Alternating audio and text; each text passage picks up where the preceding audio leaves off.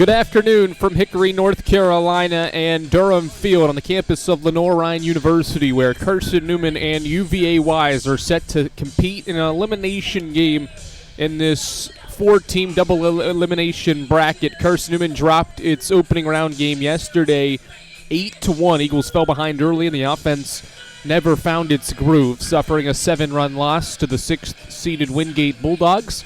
And meanwhile, the Eagles will match up against a UVA Wise team that lost 5-4 in what was a controversial ending to yesterday's game. More on that as we go through today's game. UVA Wise is the 7th seed, the lower seed in this little pod 4-team bracket, but will be the home team today. So Justin Snyder is the starting pitcher for the Cavaliers, and the senior from Maryville is warming up prior to making his 13th start of the season. So UVA Wise, the home team. Carson-Newman will bring the bats to the plate first in this elimination game. Ryan Jenkins, Aiden Gibson, Logan Floyd are the first three due up for the Eagles. Cole Nathan bats cleanup. Spencer Williams drops back to the 5-hole in the batting order after hitting second yesterday and really all of this season. Nicholas Castellana is the DH for the second straight game and the second time this year.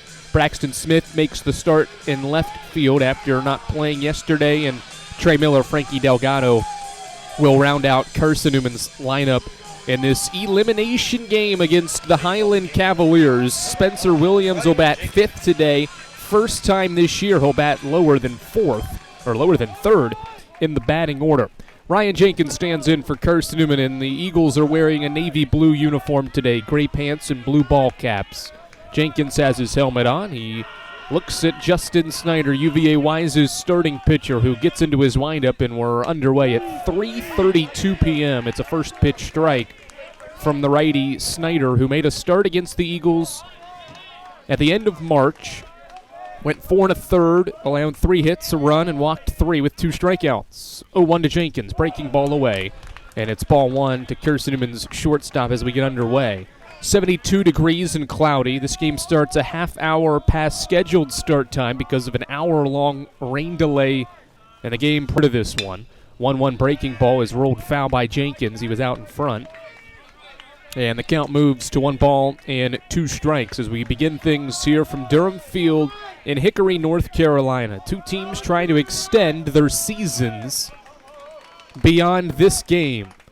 1 ball, 2 strikes. Justin Snyder's got the sign. The right-handed pitcher goes into his windup and pitches a ball that Jenkins fists back up the middle for a base hit. He lines it off the inside part of his bat, back up the gut. And Carson-Newman, after just 6 hits and 1 run, and yesterday's opening round loss, starts this elimination game with a single back up the middle. And now in steps Aiden Gibson, who bats second in the batting order for the second time this year. Gibson bats for Carson-Newman. He hit 5 in the 5 spot yesterday, went 0 for 3 with a walk. Faced Snyder about a month ago or so, went 1 for 1. It was a double. The righty Snyder comes set, short lead for Jenkins. The pitch home, a high fastball. Gibson showed bunt, pulled it back, and takes a high ball 1. We mentioned 72 degrees and cloudy. We expect rain showers and potentially some storms throughout the day that could play a factor in the duration of this game and how long it takes to play this one and the next one here today.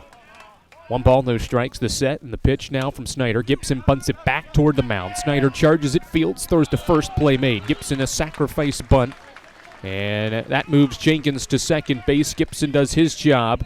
He leads the team in sacrifice bunts, and he moves Jenkins into scoring position with 1 away.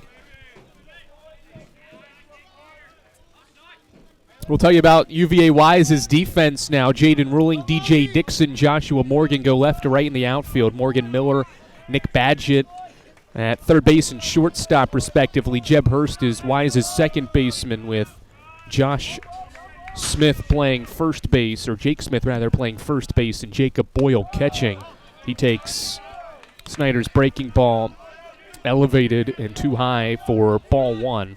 So UVA Wise team lost 5-4 last night. Its record sits at 26-23, going up against a 3-seeded Eagles bunch that is 35-16 this year. Jenkins, a nice lead at second base as Snyder looks back to him and now pitches a 1-0 offering. on the inside corner of the plate to Floyd for a called strike one. Floyd has been Carson-Newman's best hitter this season, hitting .375, and has hit safely in 21 straight games. He's reached base safely in 30 straight. 1 ball, 1 strike. Snyder pauses and pitches. Floyd drives this one to right center field. Back goes Morgan. Morgan still running after it to the wall. Can't make the play. It goes off his glove to the wall. Jenkins gets to third base. He will stop there. He had to wait to see if it was going to be caught. And Logan Floyd sprints to second base for what will probably be a double. Good rip by Floyd to the right center field gap with Morgan trying to track it down. And it nicked off his glove in right center field. He could not make the play. And Carson-Newman has 2 runners in scoring position here in the opening inning. It will be a double for Floyd. And his hitting streak extends to 22 straight games with a base hit. Second and third for the cleanup hitter, Cole Nathan. Snyder pauses. The corners are in for Wise. The first pitch to Nathan. A breaking ball into the turf for ball 1. Nathan this season with 43 RBI. He's a .350 hitter. Quality regular season. Those were basically his numbers in the regular season. Earned him all SAC second team honors at the second base position. 2 in scoring position for him here in the first. The 1-0 on the way. It's a breaking ball from Snyder. That misses low and outside as well. 2 balls, no strikes on Cole Nathan. Nathan this season has excelled with runners in scoring position. 25 base hits. And he's a .431 hitter with runners in scoring position. Nobody hits for a higher average than the guy at the plate with people in scoring position. 2-0 to Nathan. Fastball, too low. Jacob Boyle left it there, tried to frame it on the lower part of the zone, but did not get the call from the home plate umpire. And it's ball 3. First base is open. Spencer Williams waits on deck for the Eagles. Snyder, the senior pitcher from Maryville, sets at the belt. His 3-0 to Nathan. Nathan takes all the way. It was an inside and high fastball, and it's ball 4. Bases are loaded now here for Carson-Newman in the first, and in steps the 5-hitter, Spencer Williams. Excellent opportunity here for Spencer Williams to get the scoring started. Carson-Newman this year has had great success when scoring first and getting ahead. They have won 24, have the Eagles 24 of their 35 games when scoring first. Snyder will go back into his windup with the bases loaded and Jenkins at third. The first pitch to Spencer Williams. He grounds it sharply to second. Hurst flips to second for 1. Back to first. The first baseman pulled his foot off the bag. It was a high throw from the shortstop, Badgett. And the Eagles are able to scratch across a run. Spencer Williams grounded one right to second base, but he legs it out at first, made it a bang-bang play, and the first baseman, Smith, pulled his foot off the bag. So a fielder's choice moves Floyd to third. Jenkins scores on the RBI ground down, and it's 1-0 Carson-Newman. Floyd to third. Williams now aboard at first. Nathan was out at second on the play. Corners occupied for Nicholas Castellana against Justin Snyder here in the first. 1-0 Eagles. The pitch. Runner takes off. Breaking ball is high. Throw down goes to second base. Safe is Williams at second, and Floyd will sprint home. It's 2-0. Jacob Boyle tried to throw out Spencer Williams at second base. The Eagles were aggressive on the bases. And Floyd saw the throw go all the way down to second base, and the sophomore sprints home safely. Williams steals the bag at second, and it's 2-0. Floyd sprints home, and the Eagles have a 2-0 lead. A runner at second base for Nicholas Castellana. The pitch home was strike 1 on Carson-Newman's DH. 0-1 now from Snyder. Breaking ball rolled left side by Castellana. The third baseman Miller well off the bag. Throws to first, and the inning is over. Carson-Newman, though, strikes first for the 28th time this year. The Eagles score first on their opponent. 2 runs score on 2 hits. No errors, and just 1 runner left. Good support offensively for Colton Case, and Eagles scratch 2 across in the first to lead 2-0, and the freshman of the year and the pitcher of the year, Colton Kaysen, toes the mound for the first time in the postseason. When we come back, to Hickory, North Carolina after these messages. This is Carson-Newman Baseball on the Eagle Sports Network. Domino's Pizza in Jefferson City and Morristown wants to help feed your business. When you're hungry at lunch, show your business card at Domino's in Jefferson City and Morristown when you make your purchase for pickup or delivery to get 25% off the entire order. That's 25% off your order at Domino's in Jeff City and Morristown when you show your business card. Call 865-471-6700 to get a pizza. Domino's, the official pizza of the Carson-Newman Eagles. Insurance, it's about people, not things. It's about security. It's about confidence. It's about relationships. It's about trust. It's about you. As a local independent agent, Bible Insurance Agency can design an insurance program that's just right for you and your family. Give the people you love safe, sound, secure protection from Auto Owners Insurance. Call Bible Insurance Agency 423-586-4320 or go by 1600 East Andrew Johnson Highway in Morristown. Andrew Rogers, delighted to have you alongside for this weekend's South Atlantic Conference Baseball Championships on the Eagle. Carson-Newman able to score twice in that first inning on what could have been an inning-ending double play. Off the bat of Spencer Williams, and a bad throwback to first, pulled the first baseman Smith off the bag. Williams reached on a fielder's choice, and then a steal of second base allowed Logan Floyd to steal home. And it's 2-0 Carson-Newman as Colton Kaysen now toes the mound for the Eagles in this elimination game. The Eagles were hoping this would be an opportunity for him to pitch in the winner's bracket, but the Eagles fell yesterday, and so they have to turn to their top pitcher, Colton Kaysen, for the 14th time this season. He will make a start for the Eagles. The conference's freshman and pitcher of the year gets into his windup, and the first pitch of the inning to Nick Badgett is an inside and low fastball for ball one. We're underway in the home half. And Wise's half of this first inning. Nick Badgett, the leadoff batter, stands in for UVA Wise. Hitting .254 for the year, takes breaking ball low and outside this time. 2 balls, no strikes.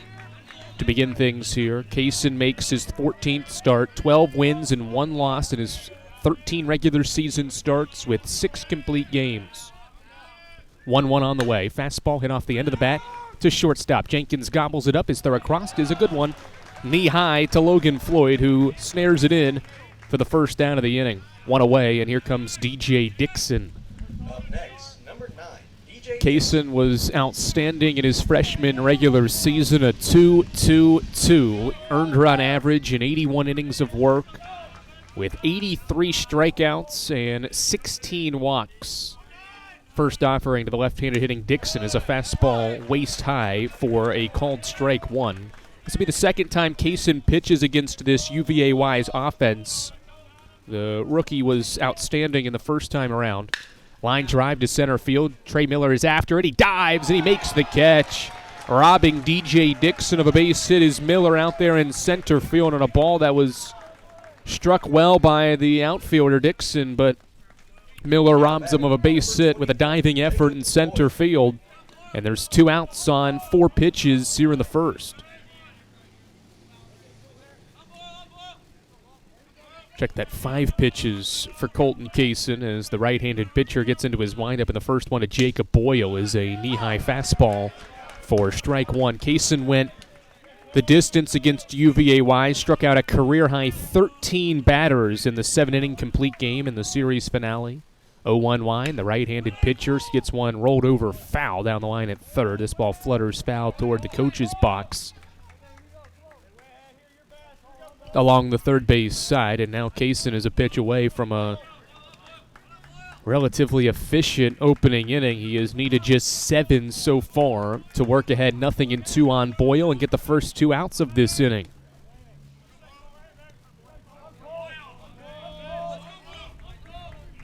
No balls, 2 strikes to count on Jacob Boyle. He was 0 for 3 was Wise's catcher against Kaysen back at the end of March. Behind in this count, 0-2. Kaysen's pitch home, a breaking ball, popped up shallow left field. It's hooking, and it's going to be foul as Braxton Smith went after it. And so did Aiden Gibson, but neither could get there. And no man's land in foul ground. It stays 0-2. Here's Carson-Newman's defense. Braxton Smith, Trey Miller, Spencer Williams left to right in the outfield. Gibson Jenkins, Nathan Floyd left to right in the infield. 2 juniors along the left side, and two sophomores on the right with Frankie Delgado behind the plate once again to catch Kaysen. The only change from yesterday is Braxton Smith starting in left. No balls and 2 strikes, still the count. Boyle back into the batter's box as Kaysen readies for his 9th pitch of the inning. Long look in here as the pitch clock goes down to 10. Kaysen gets into his windup, the offering to Boyle. Fastball knee high, but off the plate, says the home plate umpire. Kaysen's 3rd ball thrown in the inning is going to make it a 1-2 count on Boyle. 2-0 Carson-Newman in the first. The 1-2 from Kaysen. Breaking ball off the plate again. Another good spot by Colton Kaysen. Did not get the call that time. Delgado signals to Carson-Newman's first base dugout that it was shaded off the plate. 2 balls, 2 strikes. Kaysen back to work. Here's his offering. A breaking ball hit off the end of the bat. Foul. Good AB here from Boyle to run up Kaysen's pitch count after he needed just 5 offerings to get the first 2 batters. He has thrown 7 to Jacob Boyle. Wise's catcher stands back in. Another 2-2. Fastball. Low ball 3. Boyle is working a great at-bat here. Tom Griffin a step outside the dugout asking Frankie Delgado where was that pitch. And Delgado signals to Coach Griffin that it was inside to Boyle. 3 balls, 2 strikes. Kaysen back into his windup. The offering home is grounded back up the middle, but Kaysen stops it in front of him and fields it cleanly and flips to first for the final out of the inning. Kaysen does it himself and wins the long battle between him and Jacob Boyle. 2-0 Carson-Newman through the first inning of this elimination game. And Hickory, North Carolina Eagles will bring 7-8-9 to the plate for the first time, and we come back to Durham Field in Hickory, North Carolina after this on the Eagle Sports Network.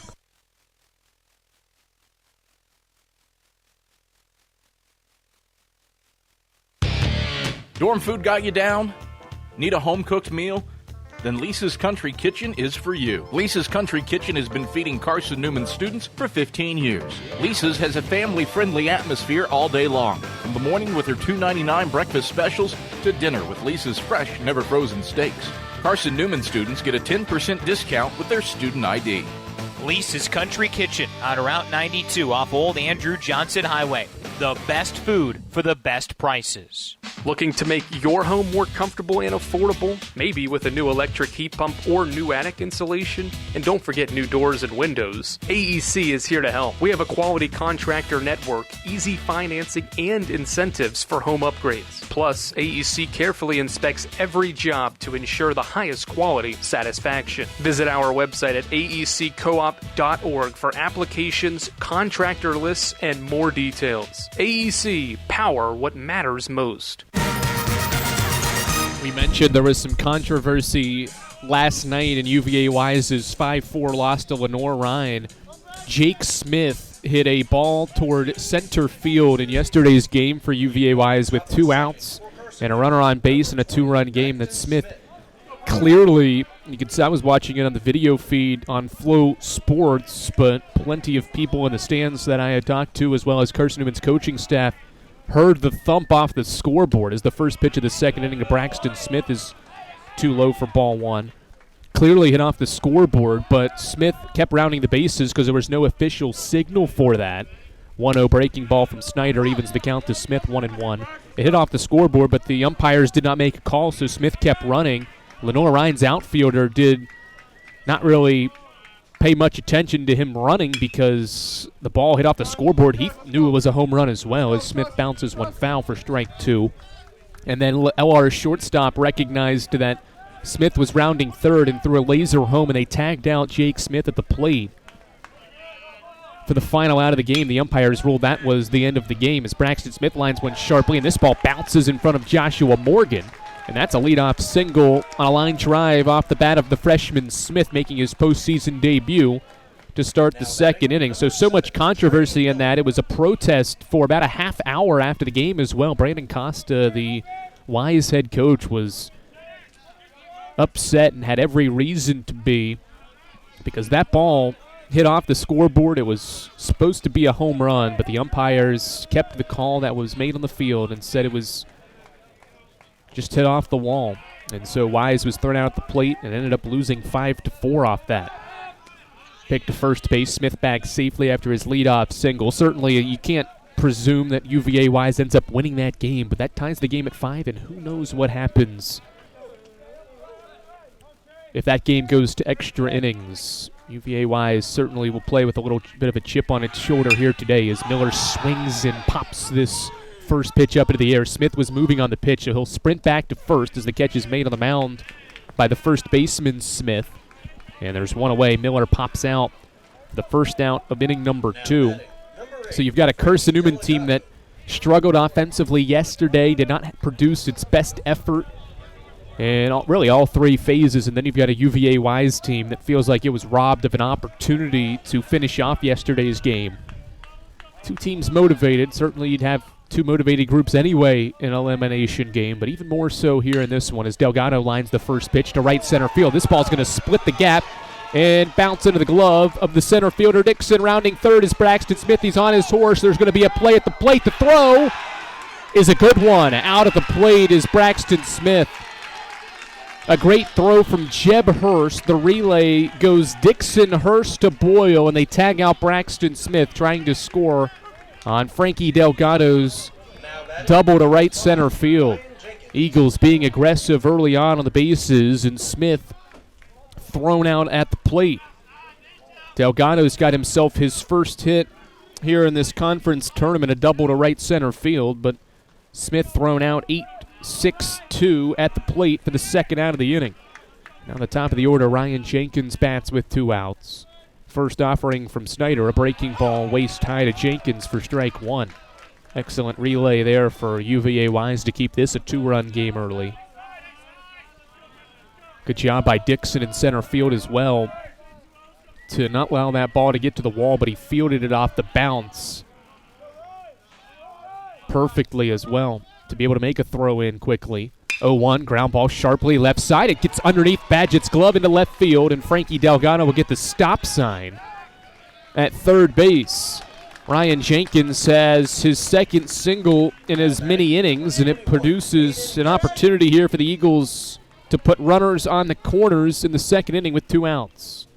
2 aboard, 2 away. Here's Aiden Gibson. Carson-Newman has 5 base hits in its first 10 batters to come to the plate. Tom Griffin signals to his runners and his batter Gibson a sign. Last time we had this situation, Williams took off for second, stole second base, and the runner from third was able to score. Snyder pauses, and he'll pick to first base. Quick turn, but no tag applied by Smith. See how UVA Wise wants to handle the situation as well. Do they want to try to throw out Jenkins if he tries to steal second base? And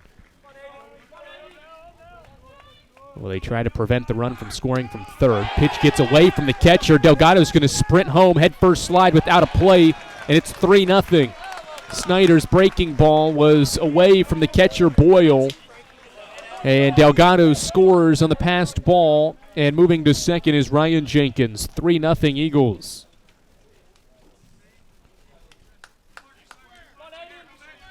Hit off the catcher Boyle's mitt, and he could not snare it from Snyder, who throws in ball 1. Runner at second base now, 2 away in the second. 3-0 Eagles. Gibson waits for the 1-0. It's on the way. It's a breaking ball off the plate for ball 2.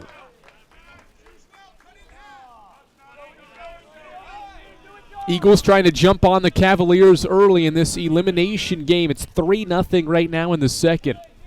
2 balls, no strikes on the 2-hitter Aiden Gibson here in the second. The offering home. Snyder's breaking ball hits the strike zone that time. Knee high and right across the plate for strike 1.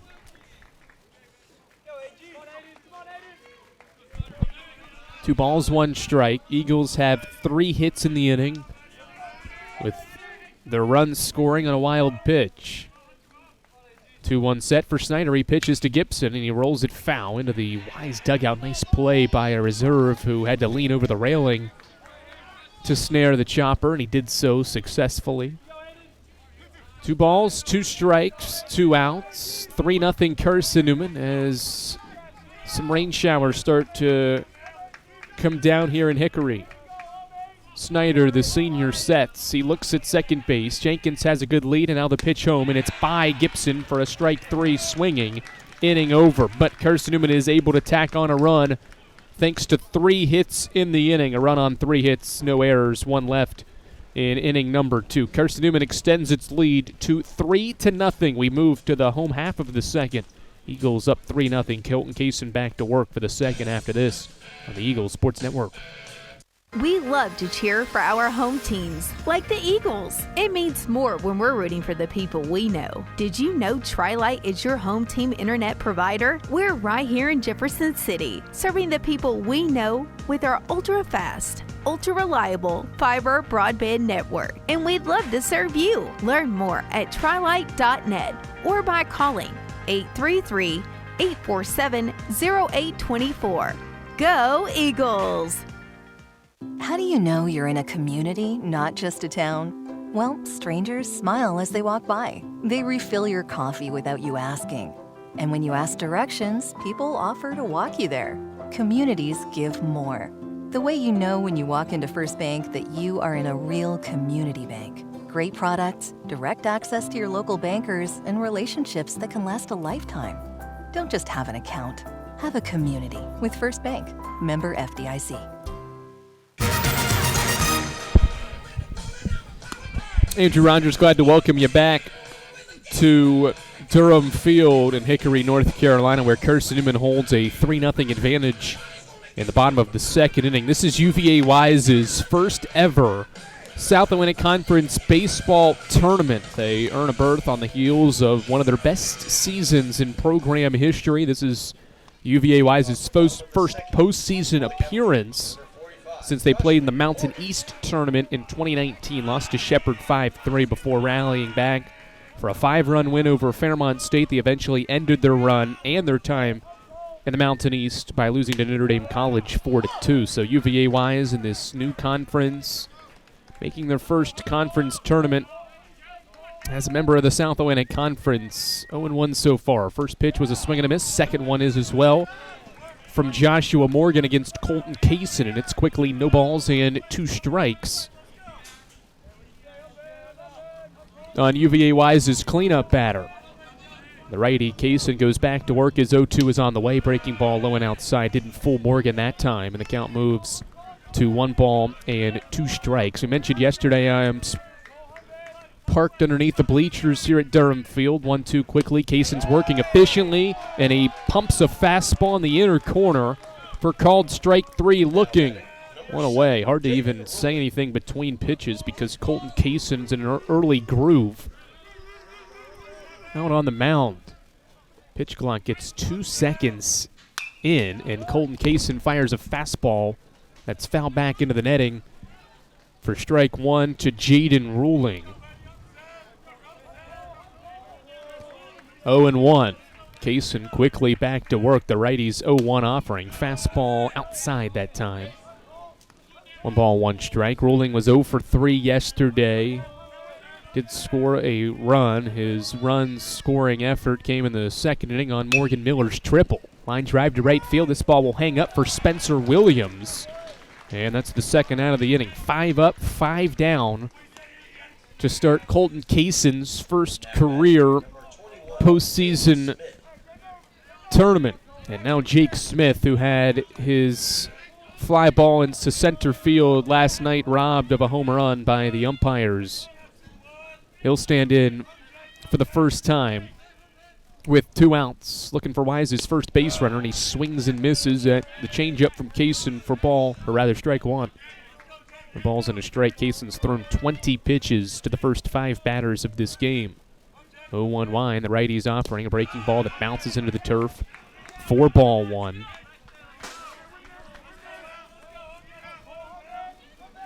Pitch clock gets 6 seconds in, and Kaysen's back into his windup. The 1-1 is a swing and a miss by Smith, and it's strike 2. 1 ball, 2 strikes. Eagles have 5 hits to score 3 runs the first 2 frames, and Colton Kaysen's doing his thing right now on the mound. 1-2 to Smith. Breaking ball stays outside. It was a slider that didn't have much movement on it. Stayed outside. And the count evens at 2 balls, 2 strikes, 2 outs in the second inning. The righty back to work against the lefty Smith. Here's the pitch. It's a fastball that jams Smith on the inner part of the plate, and he flies it foul off to left field, and the count will stay at 2 balls and 2 strikes. We mentioned the showers coming down. I'm parked underneath the bleachers here, so I should be okay for just the casual rain showers that are coming down. 2-2 again. Breaking ball low. Smith checked his swing. Did he hold back? The third base umpire says he did. And the count works full. It makes it a 3-2 count now. Good battle here from Jake Smith and Colton Kaysen with 2 outs in the second inning. Here's Kaysen's payoff. Swing and a miss. Kaysen goes to the high heat and blows it past Jake Smith for his second strikeout of the inning. What a start for the conference's pitcher and freshman of the year. He has faced 6 and he has retired 6. We've played 2 innings in this elimination game in Durham at Durham Field in Hickory, North Carolina. 3-0 Eagles on the Eagles Sports Network. Domino's Pizza in Jefferson City and Morristown wants to help feed your business. When you're hungry at lunch, show your business card at Domino's in Jefferson City and Morristown when you make your purchase for pickup or delivery to get 25% off the entire order. That's 25% off your order at Domino's in Jeff City and Morristown when you show your business card. Call 865-471-6700 to get a pizza. Domino's, the official pizza of the Carson-Newman Eagles. Insurance, it's about people, not things. It's about security. It's about confidence. It's about relationships. It's about trust. It's about you. As a local independent agent, Bible Insurance Agency can design an insurance program that's just right for you and your family. Give the people you love safe, sound, secure protection from Auto Owners Insurance. Call Bible Insurance Agency 423-586-4320 or go by 1600 East Andrew Johnson Highway in Morristown. 3-0 Eagles as the 3-hitter Logan Floyd will come to the plate to start the top half of the third inning as the rain showers continue to come down here in Hickory, North Carolina. According to my radar and what I am looking at, it looks like they will be coming down for the next half hour or so as Justin Snyder goes back to work, and the first pitch of the third inning is a breaking ball off the plate for ball 1. Logan Floyd extended his hitting streak to 22 straight games with a first-inning double to right field. It's coming down much heavier now as Floyd takes a strike. It's 1-1. Certainly with an all-turf field here at Durham Field, the home of Lenore Ryan University, should be able to play through this as long as it doesn't impact the game too much. 1-1 breaking ball is too low. 2 balls, 1 strike, the count on Floyd here. In the top of the third, Eagles ahead 3-0. Snyder, a long look into Boyle for this 2-0 offering, or rather 2-1 offering, and he throws a fastball waist high that time to Floyd. And the count evens 2-2. Umbrellas are out. Now played the first inning and a half of this baseball game without any showers. And now they're coming down. 2-2 to Floyd. Breaking ball away, 3-2. Floyd has yet to swing the bat in this AB, and he works the count full at 3 balls and 2 strikes. Lights are on here as well at Durham Field on a cloudy, rainy day. Payoff to Floyd. Swing and a drive to short. One hops into the mitt of Badgett, and he throws to first, and Floyd is retired. Good rip there by the all-sack first-teamer, but it was right to Badgett at short, and the play is made, one away. And in steps Cole Nathan against Snyder for the second time, one away. For the 4-hitter Nathan, this is the heart of the order for the Eagles, due up for the second time against Justin Snyder, who has thrown 34 pitches to record 7 outs so far.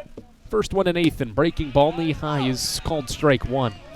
First ever postseason meeting, obviously, between Carson-Newman and UVA Wise. This is UVA Wise's first ever SAC baseball tournament, so the first time that the Eagles will up against the Highland Cavaliers in the postseason. Nathan drives a 0-1 pitch out toward right center field. Dixon is out there getting near the wall, stops near it and makes the catch for out number 2. Good drive by Nathan, but all for nothing there on the fly out to deep right center field, and there's 2 outs now for Spencer Williams.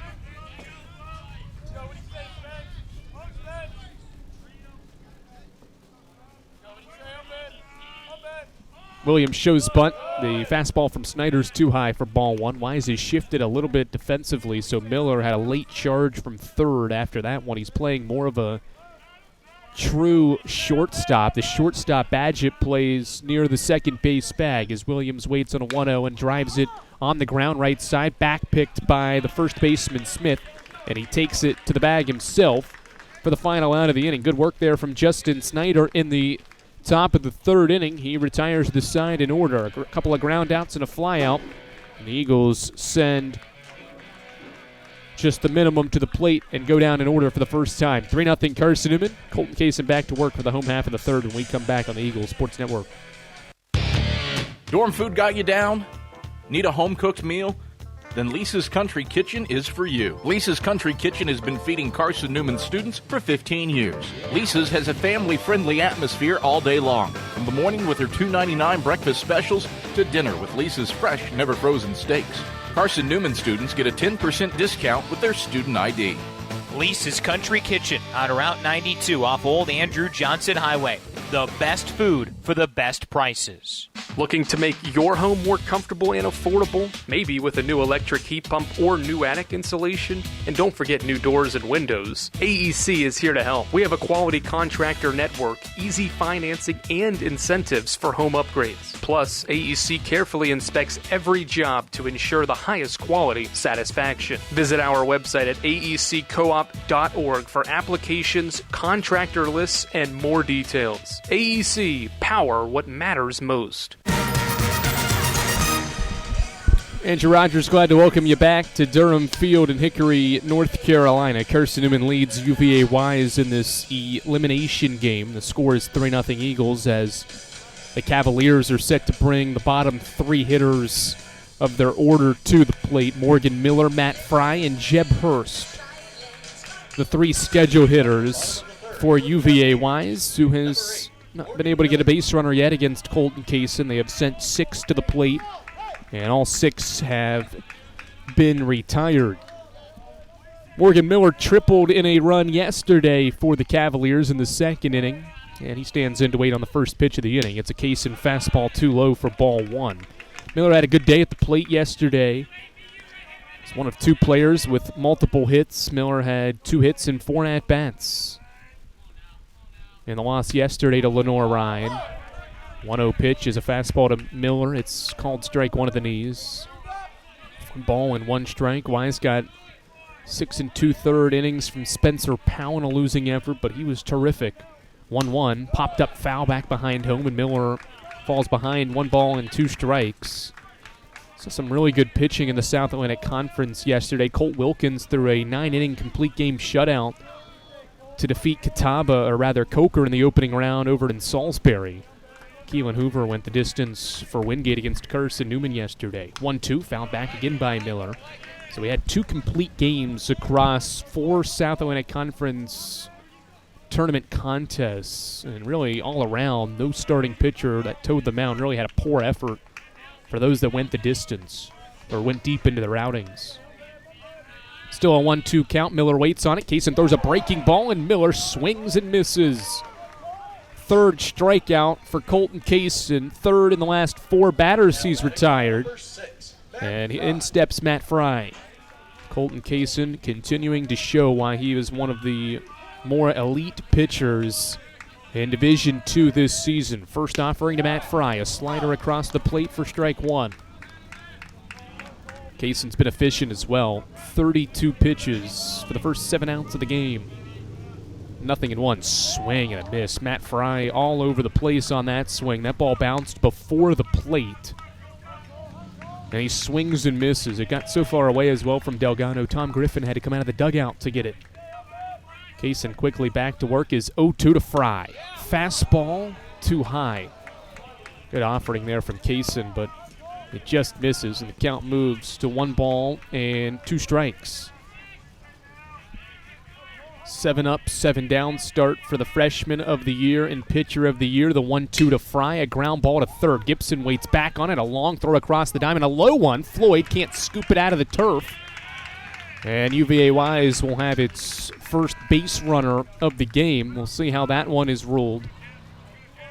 Low throw from Gibson, and it will be Now batting, number 5, Jeb Hurst. labeled a throwing error on Gibson. He had to wait back on it. It was going to be a long throw from across the diamond, but he had some time on Matt Fry to make that throw, but Gibson unable to make it, and so the throwing error puts Fry aboard for Jeb Hurst. Hurst waits, and the first pitch from Kaysen's a fastball knee high for strike one. Jeb Hurst homered against Carson-Newman in a 3-game series at the end of March. Hurst this year a .296 hitter. 0-1, he shows bunt, pulls it back, and takes called strike 2. Hurst 5 home runs, 23 RBI. Third highest batting average for those that have played more than 75% of the games. 0-2 from Kaysen. Pitch out, throw to first, not in time. It's ball 1. Rain continues to come down. It was relatively heavy here in the top of the third. For now, it's relatively light. It's still playing a role. 1-2 set. Kaysen pitches. Fastball off the plate. 2-2. Frankie Delgado left it there for about 2 to 3 seconds, and he signals to his dugout it was outside.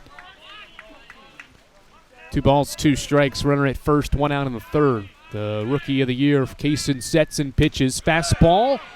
Low ball 3. Once again, Carson-Newman asking Delgado where that is in the zone. He shows his hand and says low. It's ball 3. Count is full. Kaysen to Hurst, the offering. Ground ball to third. Gibson fields it off 1 hop, throws to second for 1, back to first. Low throw, and it gets away, or does not get away, but Floyd has to dive over to snare it from letting it get away. Eagles do get the force out at second base, and there's 2 away. Up next for the Cavs. Now for Nick Badgett as the lineup card turns back over. Nice play there by Gibson to charge that one off 1 hop. Just the throw from Nathan was offline, and it was going to be a close play anyway with the speedy Hurst able to leg it out. So now he's aboard at first after the 5-4 play at second. 2 away, first pitch to Badgett. Fastball, waist high, strike 1. 3-0 Eagles in the home half of the third. 2 is scored in the first for Carson-Newman, and a third scored in the second. 0-1. Badgett lifts it out to shallow left center field. Braxton Smith is ranging into the gap. He'll make the catch. Inning over.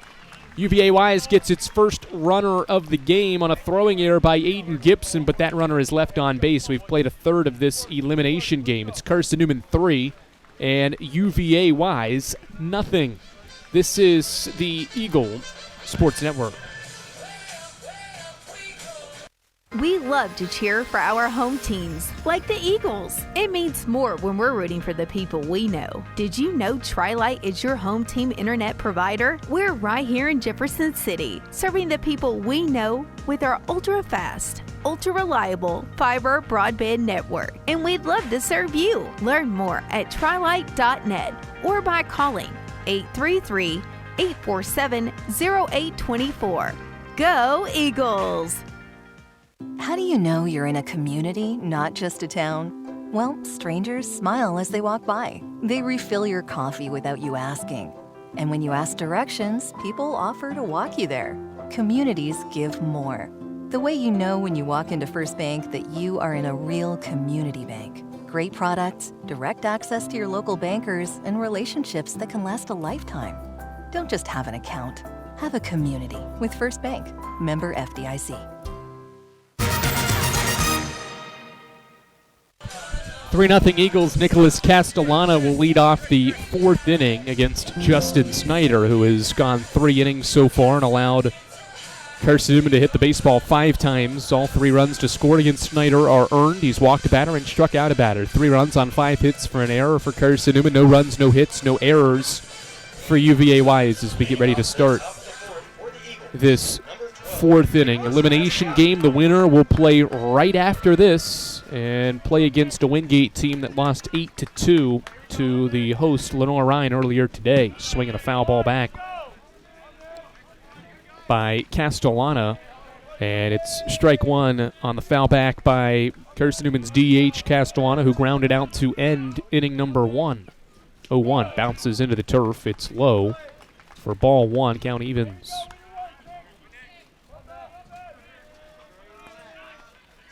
Carson-Newman trying to end a little bit of a rough stretch in neutral site games. 1-1 is a breaking ball low, and it's ball one, or rather, check that, ball two now. 2 balls, 1 strike. Eagles have lost now 3 straight neutral site games. Lost yesterday on a neutral site, and fell last year in 2 neutral site games to Newberry and Wingate. Those were games played in Hartsville, South Carolina. 2-1 pitch is a nice breaking ball that Castellana takes for strike 2. Carson-Newman's last win in a neutral site affair, you have to go back to the opening round game, or rather elimination game against Tusculum at Newberry. Foul tip at the plate by Castellana. He'll stay alive at 2-2. Eagles beat Tusculum in an elimination game on April 29th of the 2023 season, 8-3 effort before falling to Lenore-Rhine 7-4 later that night. CN hoping to stay alive here as Snyder gets into his windup. 2-2 to Castellana, swing and a miss. Good breaking ball. Down swinging is Carson-Newman's DH, and that's the first out of inning number 4. In steps Braxton Smith, who recorded his first hit of the postseason and his first career postseason at bat, with a single to second, or rather to right field, to start the second. First pitch breaking ball is a called strike as Smith shows bunt.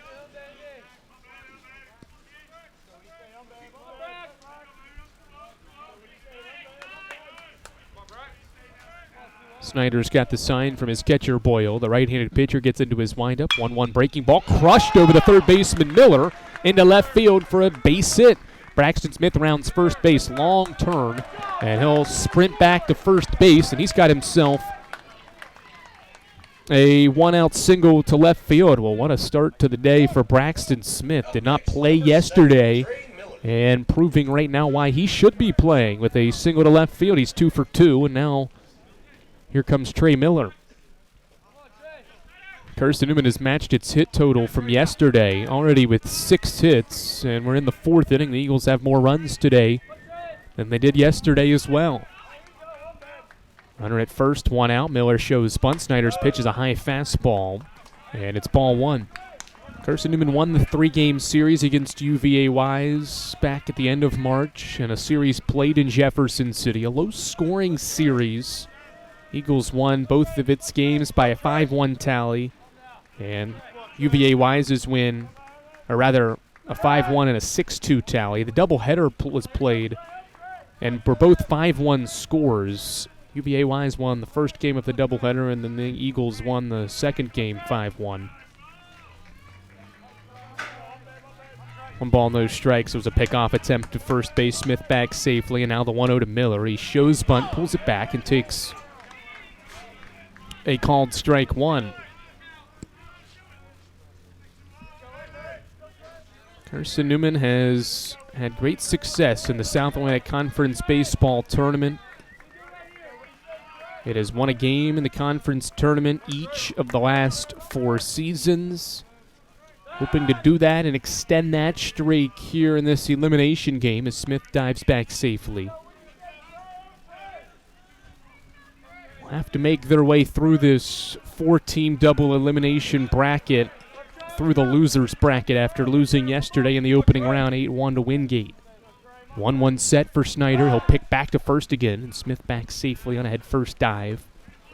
See how aggressive the Eagles want to continue to be. They have used their speed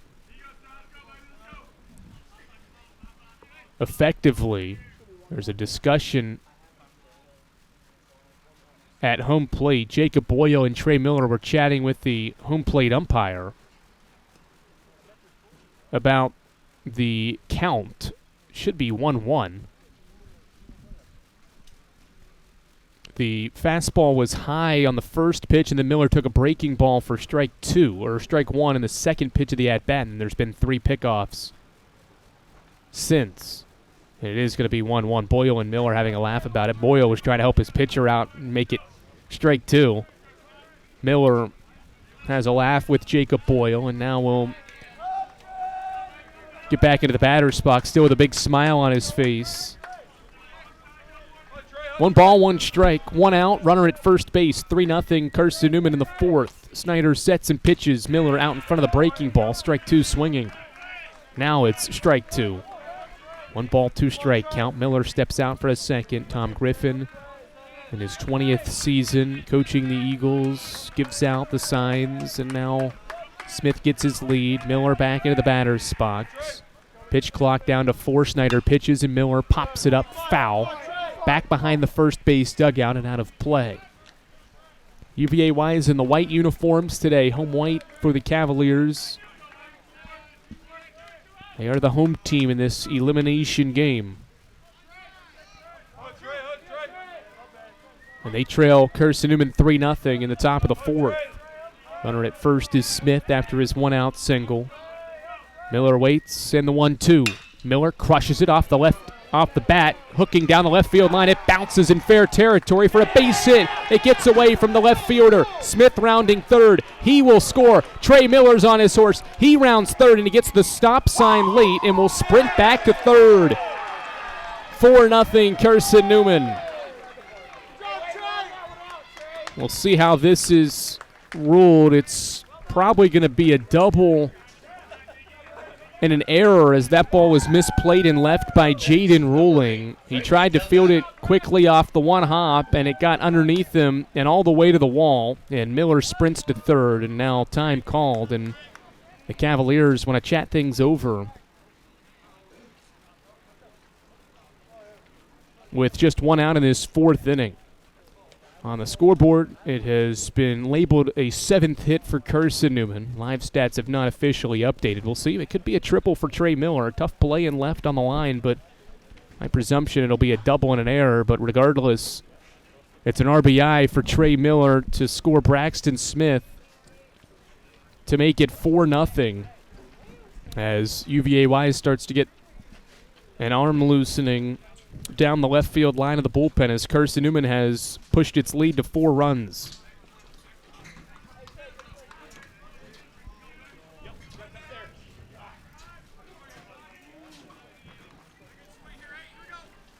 No error up on the board for UVA-wise, so I'm going to presume this might be a RBI triple for Trey Miller, and how they'll rule that one. Infield's coming in for UVA-wise as the 8-hitter, or rather 9-hitter, Frankie Delgado comes to the dish. Miller's at third after Smith scores on the base hit. Delgado waits on the first pitch and drives it foul off the end of his bat. Back behind the third base dugout, strike 1. It will be a double for Trey Miller down the left field line, and a fielding error allows him to get to third base, and they will give Miller an RBI for the base hit as well. Miller's double has him at third base. Nothing in 1 set for Snyder. The offering to Delgado. He grounds it sharply to first. Nice job by the first baseman. Smith fields it cleanly. And Miller can't move from third base because of the infield in. He would have been gunned down at the plate, and so Delgado's out on a 3 unassisted at first. And there's 2 outs now for Ryan Jenkins. So Miller had to be cautious on the bases and was. So he stays at third base. UVA-wise goes back to normal depth defensively as Jenkins bats with 2 outs here in this 4th inning. First pitch he sees, he drives out toward right center field. Back go Morgan and Dixon. They get to the wall, and they see it bounce up against the wall. Ryan Jenkins drives in Carson-Newman's 5th run. It's an RBI double to right center field and a 3-hit afternoon for Jenkins now. It's 5-0 Eagles.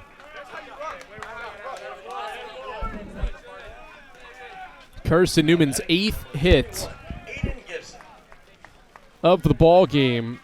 The offense coming alive against Justin Snyder in this elimination game. And now it's the 2-hitter Aiden Gibson. What a day for Ryan Jenkins. Single, double in his 3 at-bats against Snyder. Gibson waits on the first pitch from the senior from Maryville, and the offering home is a breaking ball outside for ball 1. The senior has not had his best stuff against Carson-Newman so far. Snyder entered his outing with a 5.6 ERA for the year, but entering the postseason allowed at least 4 earned runs or more in 3 straight starts. He's now done it in 4 straight. He's allowed 5 so far. 1-0. Gibson swings and misses. at the fastball for strike one. Carson-Newman trying to put a crooked number up early and give Colton Kaysen and this pitching staff a nice sizable lead to pitch with in this elimination game. 1 ball, 1 strike. Snyder pauses, looks at second, and pitches to Gibson, who lines it sharply. It's slicing, and it's foul. Gibson tried to take that outside pitch the other way and slices it foul. It's strike 2 on Carson-Newman's third baseman, Aiden Gibson, playing in his third South Atlantic Conference baseball tournament. One of the more experienced Eagles in this lineup, along with Spencer Williams. 1 ball, 2 strikes. Snyder pauses and offers a fastball high for ball 2. Jenkins will have to sprint back as Boyle tries to backpick him at second base, and Ryan is back safely on a head-first dive.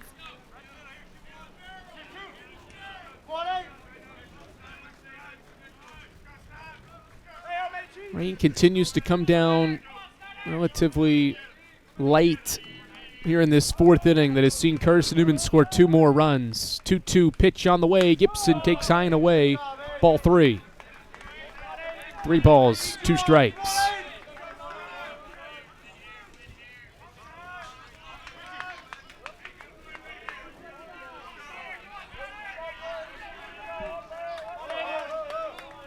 Three balls, 2 strikes, 2 outs.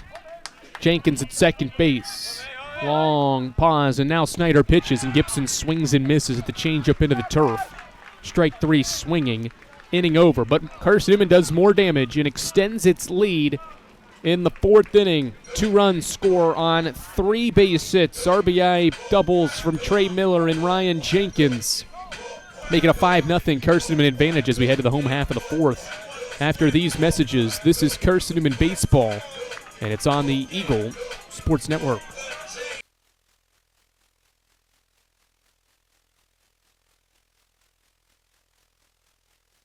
Domino's Pizza in Jefferson City and Morristown wants to help feed your business. When you're hungry at lunch, show your business card at Domino's in Jefferson City and Morristown when you make your purchase for pickup or delivery to get 25% off the entire order. That's 25% off your order at Domino's in Jeff City and Morristown when you show your business card. Call 865-471-6700 to get a pizza. Domino's, the official pizza of the Carson-Newman Eagles. Insurance, it's about people, not things. It's about security. It's about confidence. It's about relationships. It's about trust. It's about you. As a local independent agent, Bible Insurance Agency can design an insurance program that's just right for you and your family. Give the people you love safe, sound, secure protection from Auto Owners Insurance. Call Bible Insurance Agency 423-586-4320 or go by 1600 East Andrew Johnson Highway in Morristown.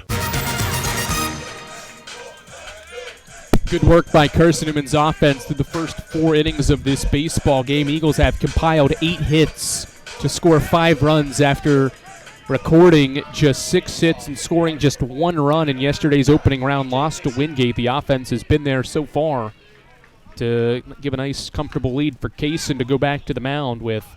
And the first pitch of the inning is a ball that is bunted foul down the third base line by DJ Dixon. The 2-hitter is 0 for 1, 1 for 4 this year against Kaysen. And it's strike 1.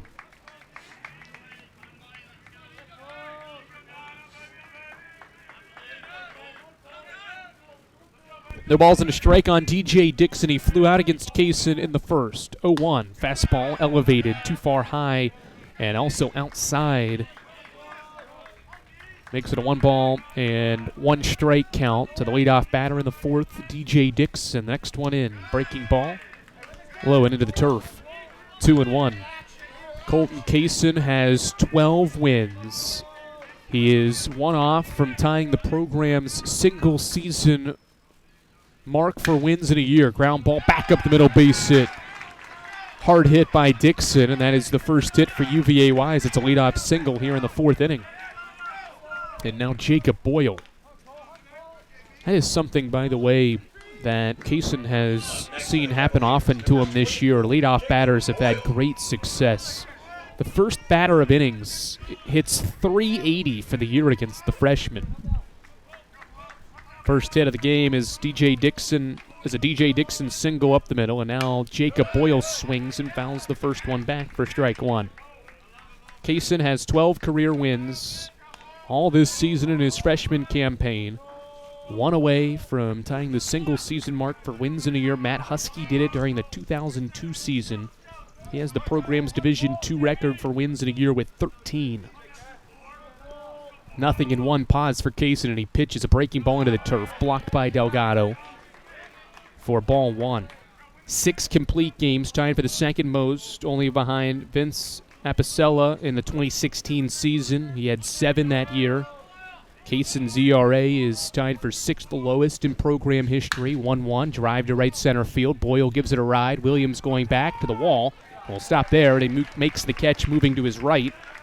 And the first out of the 4th inning is recorded by Jacob Boyle. He's now 0 for 2, and here comes Joshua Morgan, the all-sack third-teamer.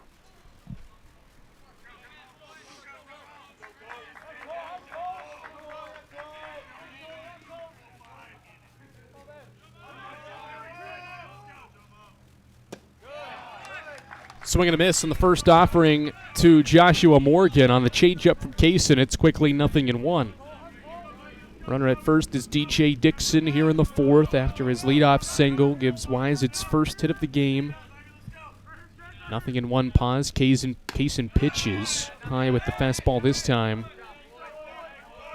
And it's ball one. One of these two teams will have to play twice today to keep its season alive. 1-1 pause. Dixon will see Kaysen pick to first, and back safely is UVA Wise's center fielder as Carson-Newman's Logan Floyd applied a late tag.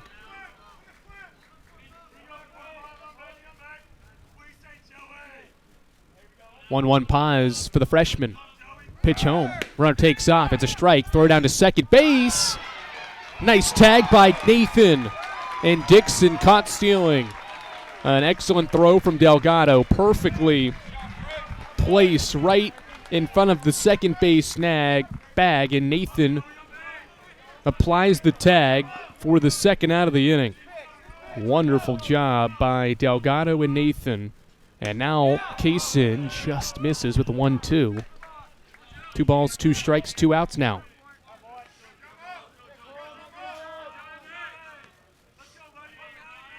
Here's the 2-2. Swing and a miss. Kaysen strikes out Joshua Morgan for the second time. It's the 4th punch out for the rookie and a 4th scoreless inning as well. The conference's freshman and pitcher of the year is doing his thing in the conference tournament. 5-0 Carson-Newman in this elimination game against UVA Wise. 5-0 Eagles as we head to the 5th after this on the Eagle Sports Network.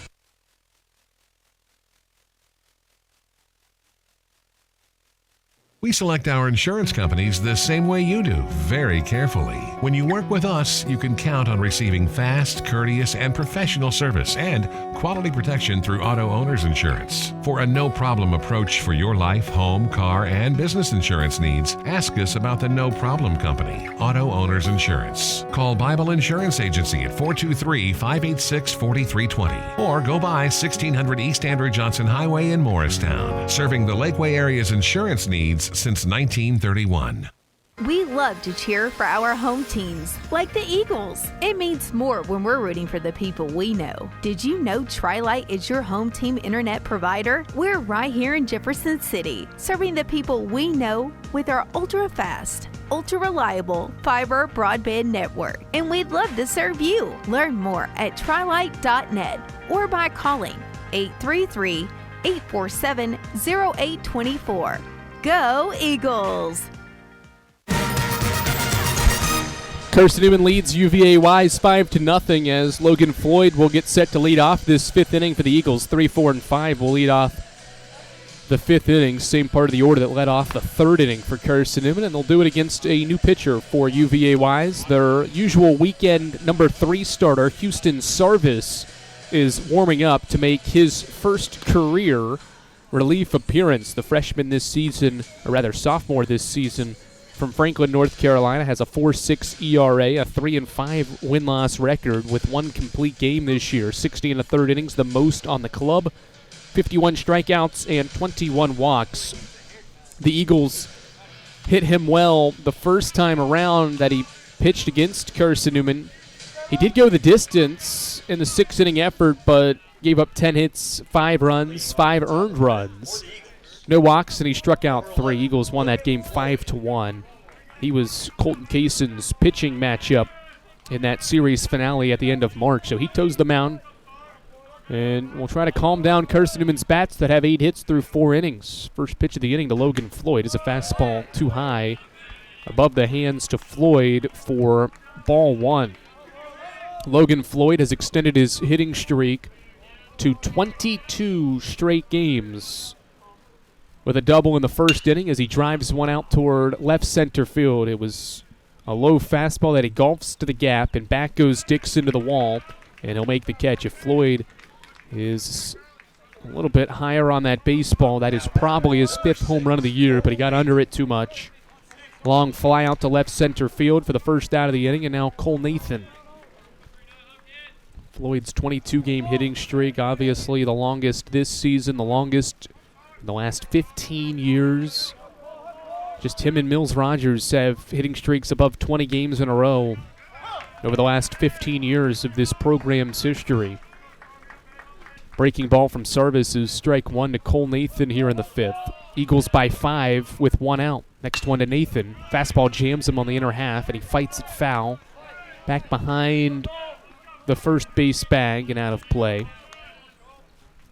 Count moves to 0-2. Sarvis back to work his 0-2 offering. Ground ball foul at the plate. Stays 0-2.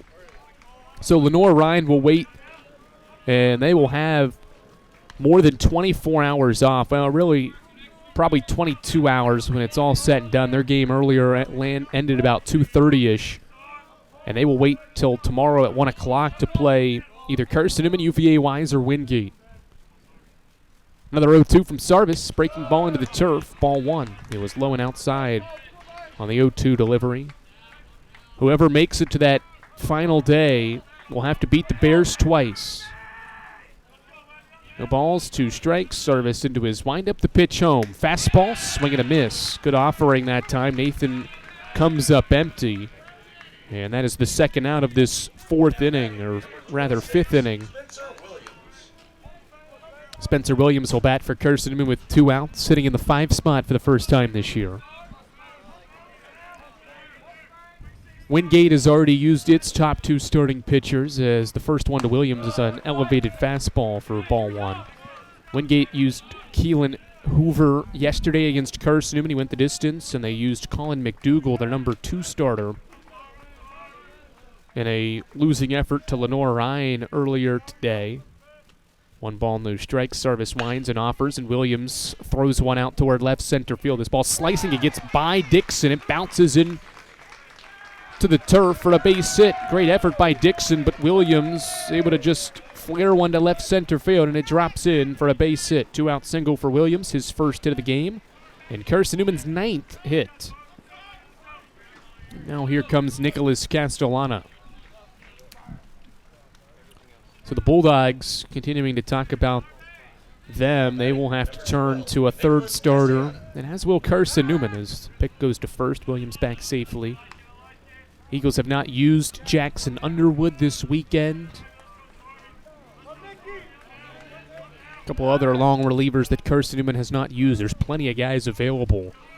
Carson-Newman used Blake Cooper for more than 5 innings yesterday, and then Colton Click got the final 5 outs. Sarvis pauses, and the first one to Castellano with the runner taking off. It's a swing and a miss. Throw down to second base. It was a good one, but it gets into the outfield. It went off the glove of Badgett, and he could not tag Williams out. Williams would have been out on the play if the throw would have connected and the ball would have connected into Badgett's glove, but it didn't. It got into the outfield. So Williams into second base with his 2nd stolen bag of the game. And with 2 outs, Castellano will hit with a runner in scoring position. 5-0 Eagles in the 5th. 0-1 set for Sarvis. Williams, an extended lead. Now heads back to the bag a little bit, and now I'll see Sarvis bounce one into the turf. Boyle blocks it to keep it in front. And it's ball 1-1. So the Eagles still have several pitchers to use. Figure bench and Blake Cooper, the only two Eagle arms that will not throw today unless absolutely needed. Cooper's certainly not going to pitch today. 1-1, fastball. Castellana drives it to second. One hop, and it's fielded by Hurst, and he'll throw out Castellana, inning over. Good rip there by Nicholas Castellana, but it goes right to Hurst, who moved to his left and was able to field the one hop off the infield turf for the final out of the inning. Eagles come up empty at the plate. No runs on a hit, no errors, and one left in inning number 5. Carson-Newman 5, UVA Wise nothing. We head to the home half of the 5th after this on the Eagles Sports Network. Dorm food got you down? Need a home-cooked meal? Then Lisa's Country Kitchen is for you. Lisa's Country Kitchen has been feeding Carson-Newman students for 15 years. Lisa's has a family-friendly atmosphere all day long. From the morning with her $2.99 breakfast specials to dinner with Lisa's fresh, never-frozen steaks. Carson-Newman students get a 10% discount with their student ID. Lisa's Country Kitchen on Route 92 off Old Andrew Johnson Highway. The best food for the best prices. How do you know you're in a community, not just a town? Well, strangers smile as they walk by. They refill your coffee without you asking. And when you ask directions, people offer to walk you there. Communities give more. The way you know when you walk into First Bank that you are in a real community bank. Great products, direct access to your local bankers, and relationships that can last a lifetime. Don't just have an account. Have a community with First Bank. Member FDIC. Carson-Newman 5, UVA Wise nothing as we get set to start the bottom half of the 5th inning. It'll be Jaden Ruling to lead off for the Cavaliers here in inning number 5. We'll continue the discussion about how Carson-Newman will utilize its pitching staff this weekend. Branson Angels, Xavier Hart, Mark Salico only faced one batter yesterday. Brock Culpepper, Jackson Underwood, Christian Henderson, Eli Norris, all names that Carson-Newman can turn to over the next game or 2 or 3 or 4 should it come down to that. First pitch of the inning is ball 1. Next one to Ruling is low as well, ball 2. Colton Kaysen right now has thrown 57 pitches, 4 innings of work, 2 hits, no runs allowed, no walks, and 4 strikeouts. The righty gets back into his windup. Next one home is a soft flare to right field. It's slicing, and it's a foul ball. Strike 1 on Jaden Ruling. 2 balls, 1 strike on UVA Wise's outfielder Ruling.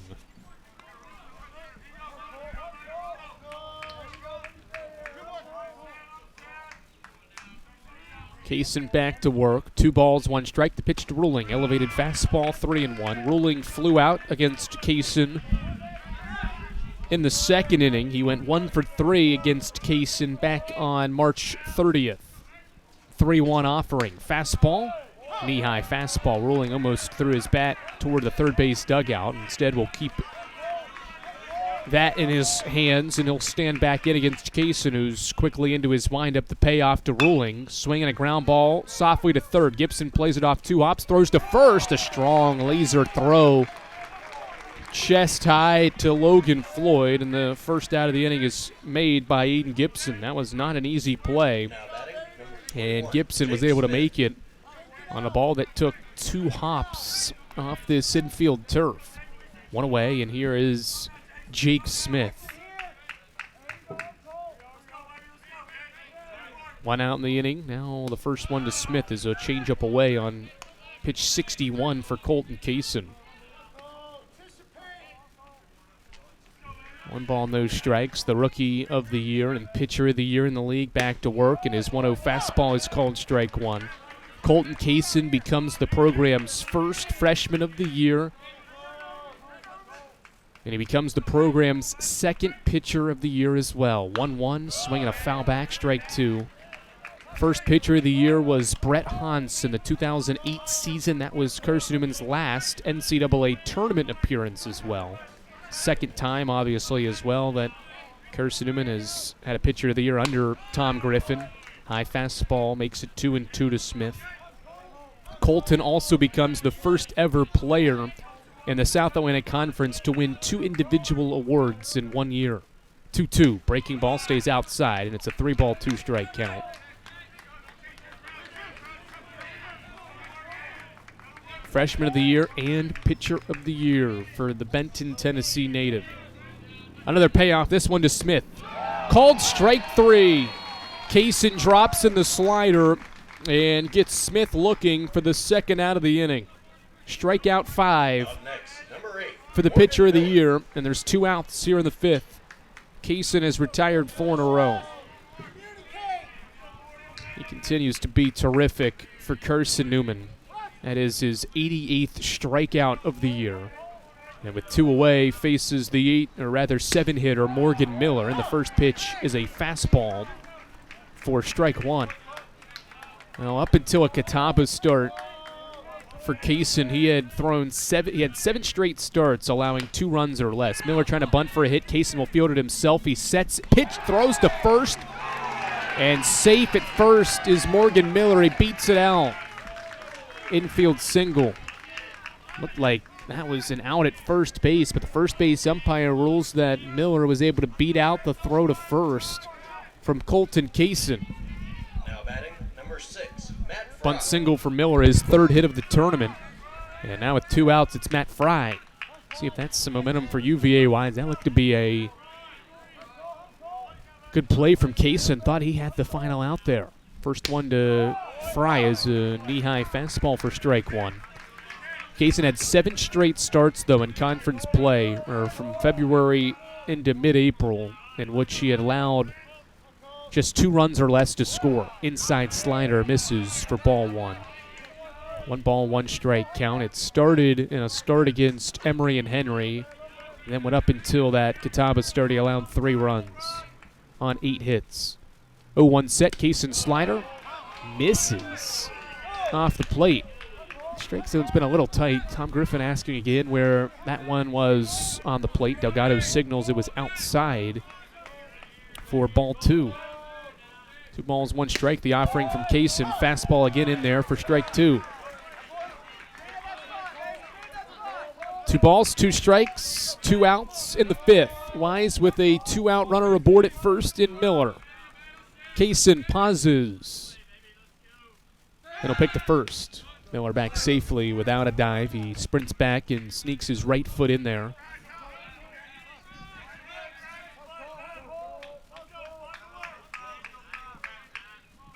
"5-0 Eagles in the home half of the 5th in this elimination game. 2-2 pause for Kaysen. Long pause. He picks back to first again. Kaysen is always in total control on the mound, something that Tom Griffin has raved about his young stud all season long. Plays at his pace. 2-2 on the way. Breaking ball. Off the plate, 3-2. Good slider. Tried to paint it on the corner, but it missed. And now it's a 3-ball, 2-strike count. Eagles won't hold the runner at first. Miller, he'll be moving on the pitch. 3 balls, 2 strikes, 2 outs. Ground ball. Nathan slides. Will make the play on the backhand. Throw to first. Inning over. Slick work by Nathan on the backhand play at second base, and a line drive off 1 hop. He makes the play, and Colton Kaysen tosses his 5th scoreless inning. 5 innings complete in this elimination game, and Colton Kaysen continues to be terrific. 5-0 Eagles as we head to the 6th inning. Here from Hickory, North Carolina, after this on the Eagles Sports Network. We select our insurance companies the same way you do, very carefully. When you work with us, you can count on receiving fast, courteous, and professional service and quality protection through Auto Owners Insurance. For a no-problem approach for your life, home, car, and business insurance needs, ask us about the No Problem Company, Auto Owners Insurance. Call Bible Insurance Agency at 423-586-4320 or go by 1600 East Andrew Johnson Highway in Morristown, serving the Lakeway area's insurance needs since 1931. We love to cheer for our home teams, like the Eagles. It means more when we're rooting for the people we know. Did you know Tri-Light is your home team internet provider? We're right here in Jefferson City, serving the people we know with our ultra-fast, ultra-reliable fiber broadband network. And we'd love to serve you. Learn more at trilight.net or by calling 833-847-0824. Go Eagles! Before we start the sixth inning, we'll tell you how things went in the four-team double elimination bracket in Salisbury, North Carolina. Yesterday, the top-seeded Indians rallied to win 8-4 against Newberry, and Limestone got a complete game shutout from Colt Wilkins to win 2-0 against Coker. That set up a winner's bracket game in which Catawba rallied in the ninth inning to win 5-2 against a Limestone team that led 2-1 in the ninth inning. First pitch from Houston Sarvis, the breaking ball to Smith, is called strike one to start this sixth inning. Braxton is 2 for 2 singles against Justin Snyder. Now faces the reliever Sarvis, whose offering is crushed foul. Smith hits it into the trees. Well foul. He was out in front of that breaking ball. It's 0-2 now on Braxton Smith, who has 2 hits in a game for the 5th time in his freshman season. 0-2 pause. Sarvis comes set, working from the stretch. Now winds and pitches. Swinging a foul back. Smith waits on the fastball that time and rips it foul into the netting. So Catawba advances. They will play tomorrow and either get Limestone, Newberry, or Coker. Newberry and Coker, the losers yesterday, playing in an elimination game right now. No balls, 2 strikes. Sarvis sets at the belt, winds and pitches to Smith, a breaking ball that Braxton waits on and crushes into left center field for another base hit. First career 3-hit day for Braxton Smith. Carson-Newman's 10th hit, and it's a leadoff single to start the 6th inning. We'll have a day. Braxton Smith out of the 7-hole in Carson-Newman's order. He has 3 hits. Ryan Jenkins has 3 hits. Those two alone have 6 of the 10. And the Eagles offense motivated here to extend the lead at what is 5-0 right now.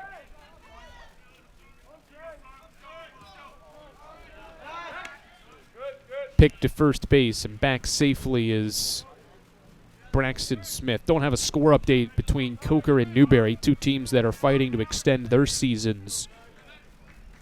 Could be in a potential weather delay there in Salisbury as well. They were able to get that first game in today. Haven't seen a score, though, so that one could be delayed.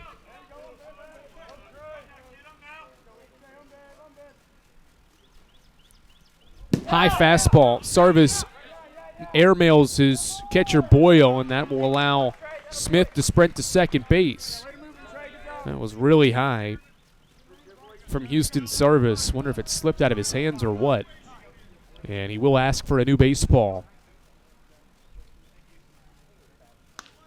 1 ball, no strikes as Trey Miller stands in for the 3rd time. He has doubled and popped out in his 2 at-bats. He scored after his 4th inning double off a Ryan Jenkins double to right center field.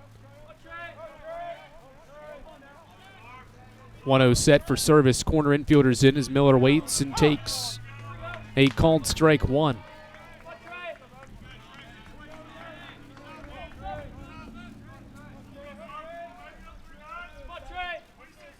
One ball, 1 strike, the count. Sarvis, the reliever, facing Miller here in the 6th inning. Corners in as Sarvis sets and pitches to Miller. A breaking ball that is taken outside by Miller for ball 1. Or check that, ball 2.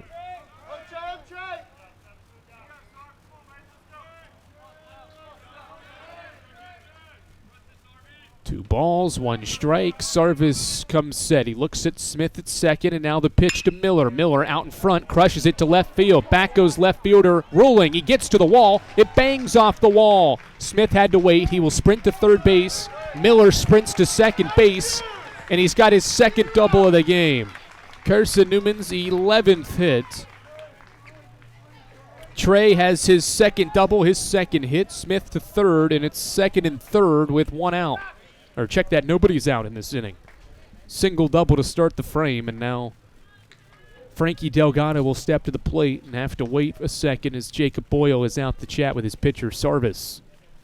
Carson-Newman seeing the baseball well here on this Saturday afternoon. Just 6 hits yesterday, but the offense in a groove now with 11 hits so far and trying to pile on to what is a 5-run lead. Boyle and Sarvis have an extended conversation that the home plate umpire breaks up.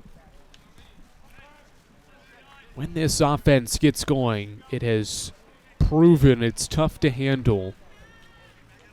13-1 win against Mars Hill in the regular season finale, a win that saw Carson-Newman score 12 runs in 1 inning in that series finale.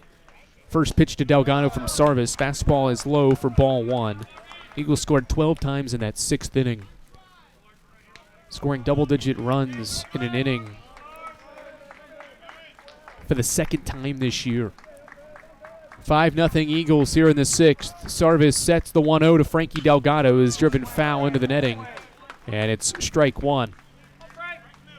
Carson-Newman's been able to put up crooked numbers all regular season, hasn't done it in the postseason.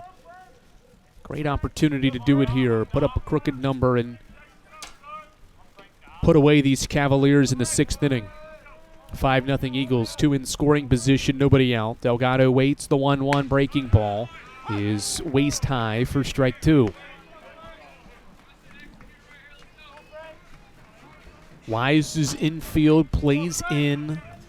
Can't afford to give up any more runs with just 12 outs to work with at the plate still. No balls, 2 strikes the count as Houston Sarvis, the reliever, sets at the belt. Pauses and pitches, and Delgado flares it over the second baseman and into center field. Smith and Miller will score. It's a 2-run single for Frankie Delgado, and it's 7-0. 3 consecutive base knocks for Carson-Newman here in the 6th inning to extend its lead to 7. And now back to the top of the order for Ryan Jenkins, who is 3 for 3. Carson-Newman has 12 base hits in this game.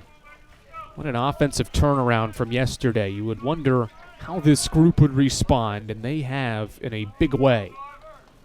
7-0 as Jenkins waits in the first offering and takes a fastball high for ball 1.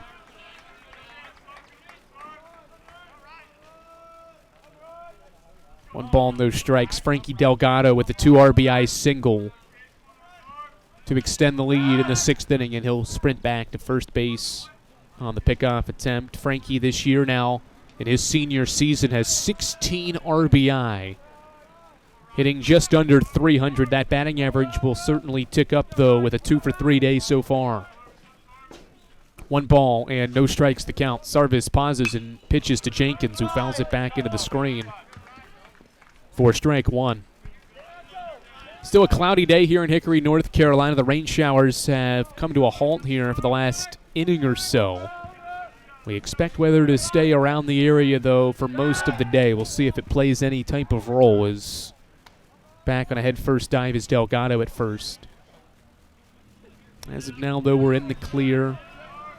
Sarvis, the reliever, sets for a 1-1 count. The pitch to Jenkins. Jenkins out in front, crushes this ball. It's hooking, and it goes foul as it hits off the wall and left, but it's foul. To the left of the left field foul pole. Strike 2. Carson-Newman has squared up some baseballs here in this game. Not many of CN's base hits have been just soft flares. They have been crushed. That one was by Jenkins. Hit on a line, but foul down the left field line, so he stands back in with 1 ball and 2 strikes.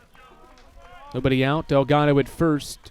Sarvis comes set. Long pause. And now he'll pitch to Jenkins, a breaking ball that Ryan waits on and floats to center field. Should be routine for DJ Dixon, and he will make the play. On the fly ball out, that's the first time Jenkins is retired in this game. 1 away, and here comes Aiden Gibson.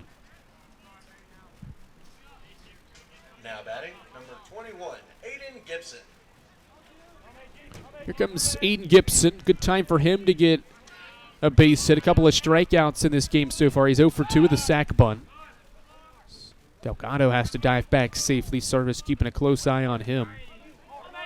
Good news is I've checked the radar, and right now it looks like we might be in the clear for most of the evening as well. Sarvis sets, and the first pitch to Gibson on the way. High and inside fastball, ball one.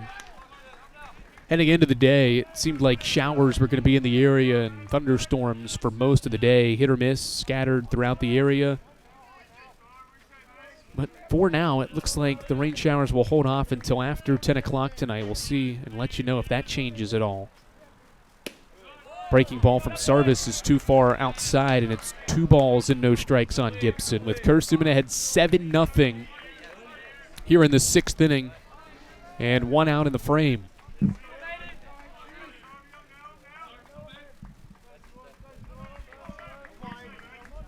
Short lead for Delgado at first. Sarvis will pitch to Gibson, another high fastball. It's 3 balls and no strikes. I have to keep a close eye on the weather because it could potentially alter my ability to broadcast these games and bring you the coverage here from Durham Field in Hickory, North Carolina. Another pick to first. Delgado this time able to get back to the first base bag without needing to dive.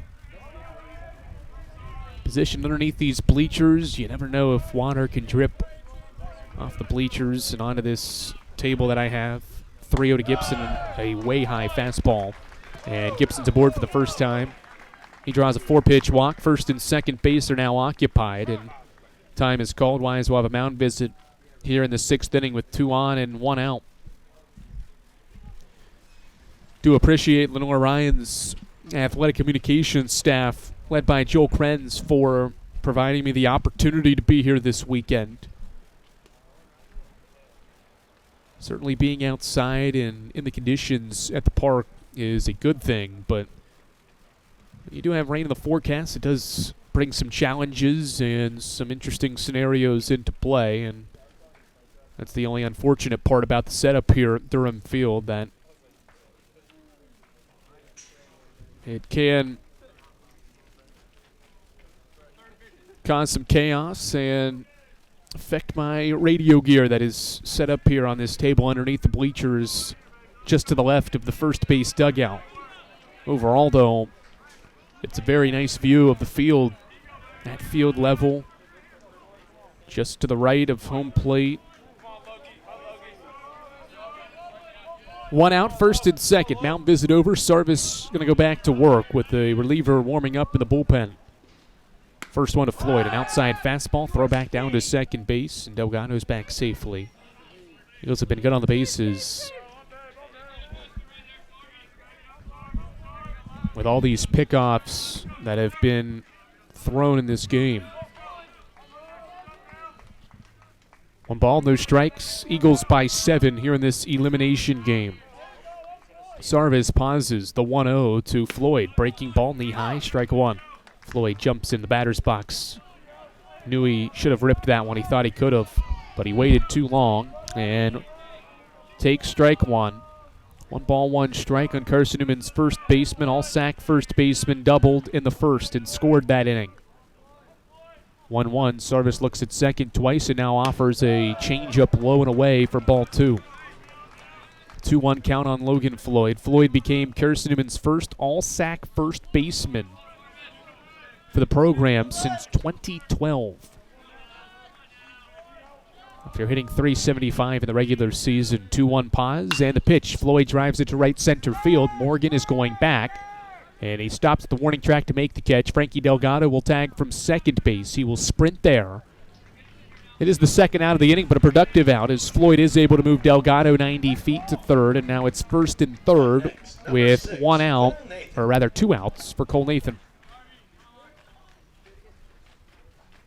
2 away for Nathan, and what has to be pretty good and feel good for Carson-Newman's offense is that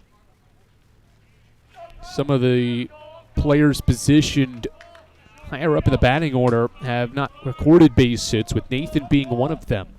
Him and Gibson at 2 and 4 in the order have combined to go 0 for 4.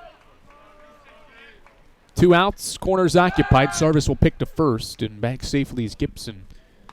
The bottom three hitters for the Eagles in this game have been outstanding. Braxton Smith's 3 for 3, Trey Miller's 2 for 3, and Frankie Delgado's 2 for 3. Those three have combined for 7 of Carson-Newman's 12 hits. Sarvis's first one to Nathan. Fastball inside for ball 1. 7, 8, 9, and 1 for Carson-Newman in the batting order. Have 10 team's 12 hits. Floyd out of the 3 spot and Williams on deck out of the 5 spot have the other 2 for CN. 1 ball, no strikes. Sarvis pauses at the belt, and the righty pitches, and Nathan swings and pops it up. Boyle tosses his mask, but sees it go out of play. Strike 1 on Carson-Newman's all-sack second baseman with 2 on and 2 out. In this 6th inning, Eagles lead 7-0. Winner of this one will play another elimination game roughly a half hour to 45 minutes after this one. 1-1 set for Sarvis, and the pitch to Nathan. Breaking ball into the turf, blocked by Boyle. Runners will stay put. It's now a 2-ball and 1 strike count.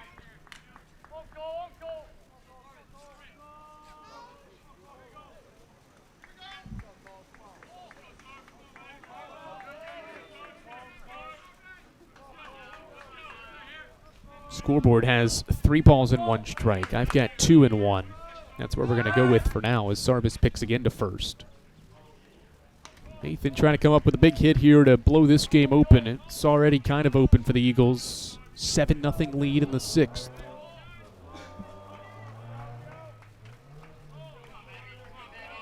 Nathan this year has the most hits with 2 outs on this team. Trying to add to it as he crushes one to right field. Back goes Joshua Morgan. He gets to the wall. He stops there, and he makes the catch. Nathan lifted one well out toward right field, but a nice play by the all-sack outfielder Joshua Morgan. He had just enough room to make the catch for the final out of the inning, but Carson-Newman scores 2 more runs in the 6th inning. Frankie Delgado's 2-run single makes it 7-0 Carson-Newman after 5.5 here at Durham Field. 7-0 Eagles on the Eagles Sports Network.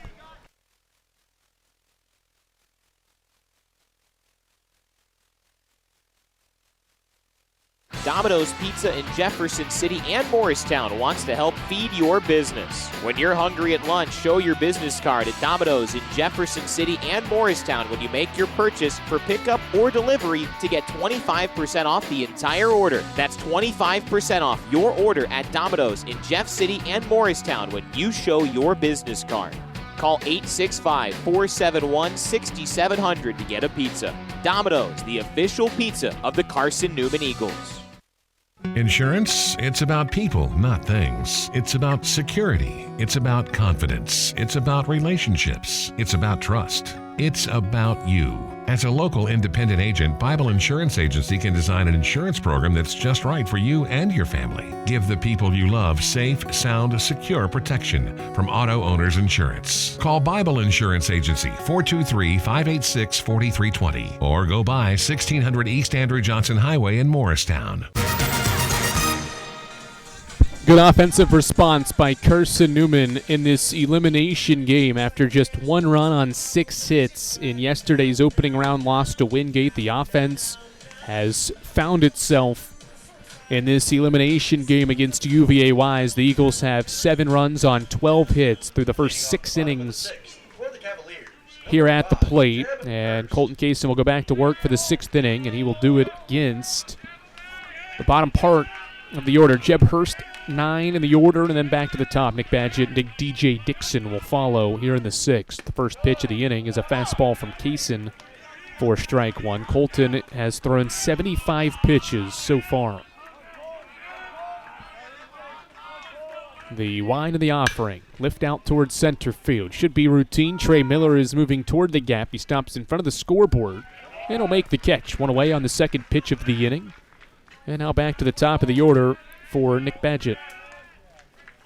Kaysen has only allowed 2 hits so far, a Morgan Miller bunt single and a DJ Dixon single to lead off the 4th inning.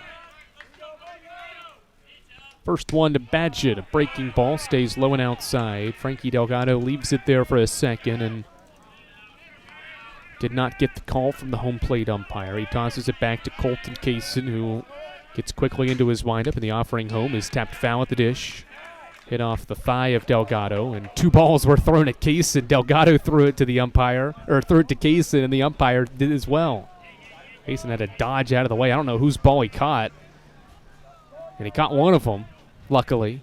He'll toss the other one back to the umpire as the home plate umpire and Frankie Delgado have a laugh about it as well. You don't see that too often. Miscommunication there between the catcher and the umpire. 1 ball, 1 strike on the leadoff batter, Badgett. He swings and misses at the slider from Colton Kaysen for strike 2.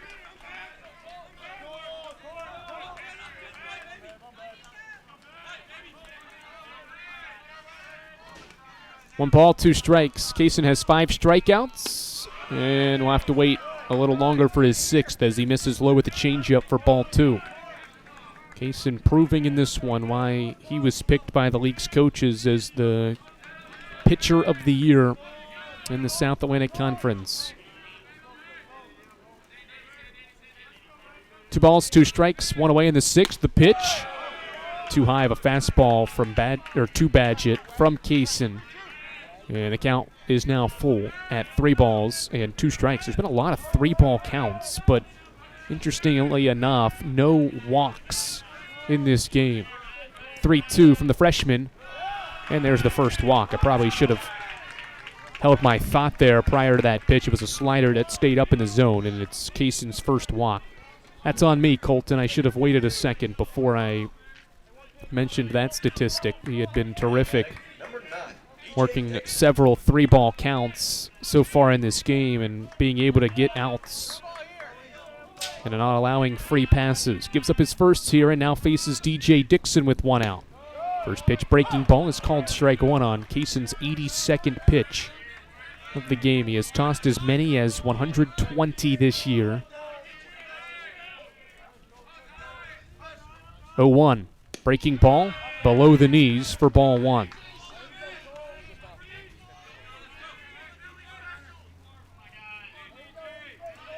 Eagles by 7 in the 6th inning.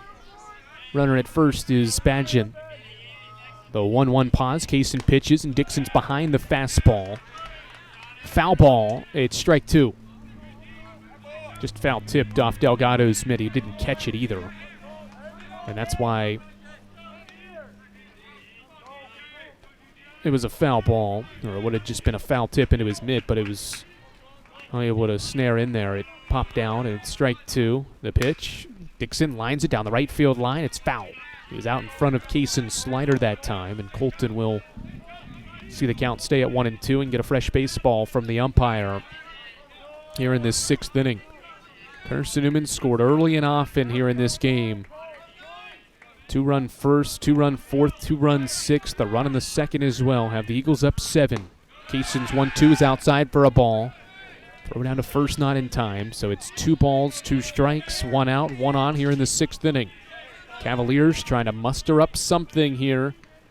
They have not been able to advance a base runner to second in the game. Now it's another 3-ball count as Kaysen misses with his fastball away.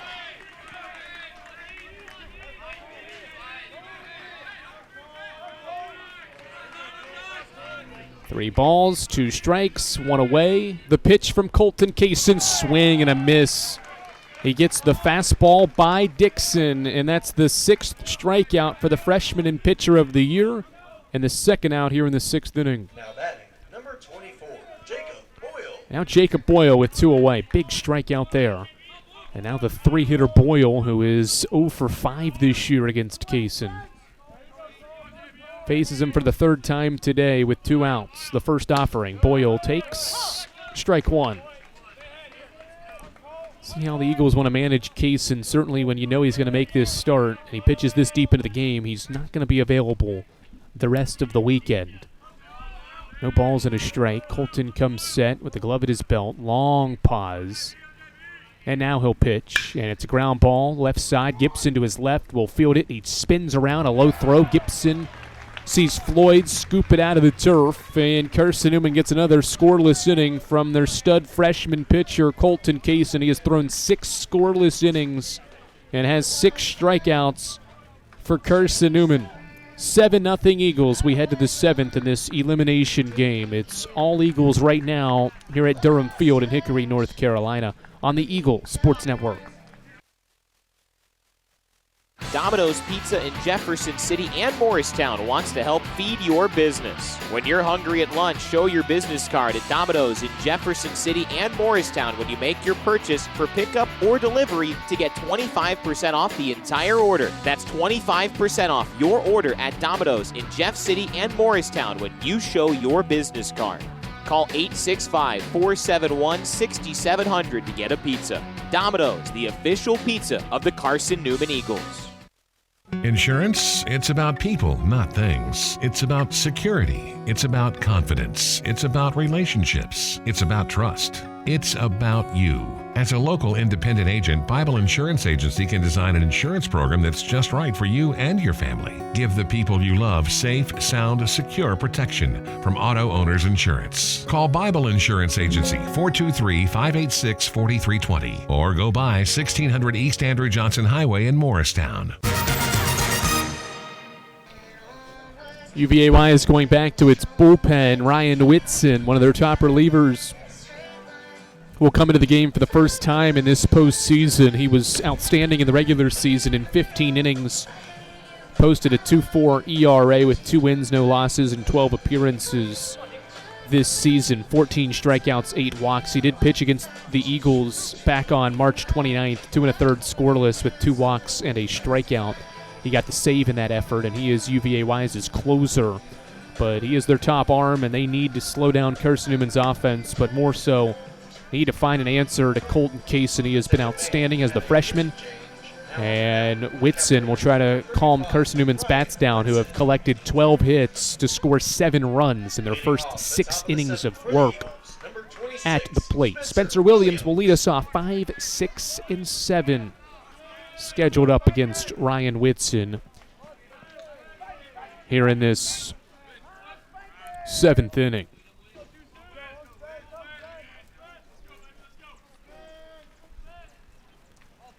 Whitson, a long pause out on the mound. He sets, and the righty offers a fastball to Williams, who fouls it back.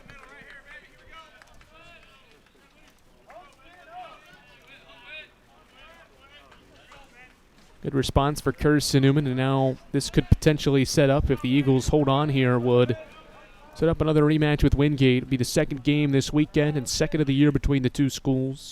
Swinging a drive foul by Williams as it slices foul beyond the bullpen out in left field in foul ground.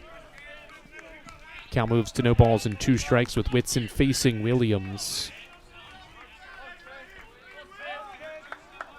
These two faced off in the 9th inning of that 5-1 win for Wise a month ago when Williams grounded out against Whitson. 0-2, breaking ball stays outside. 1 ball, 2 strike count.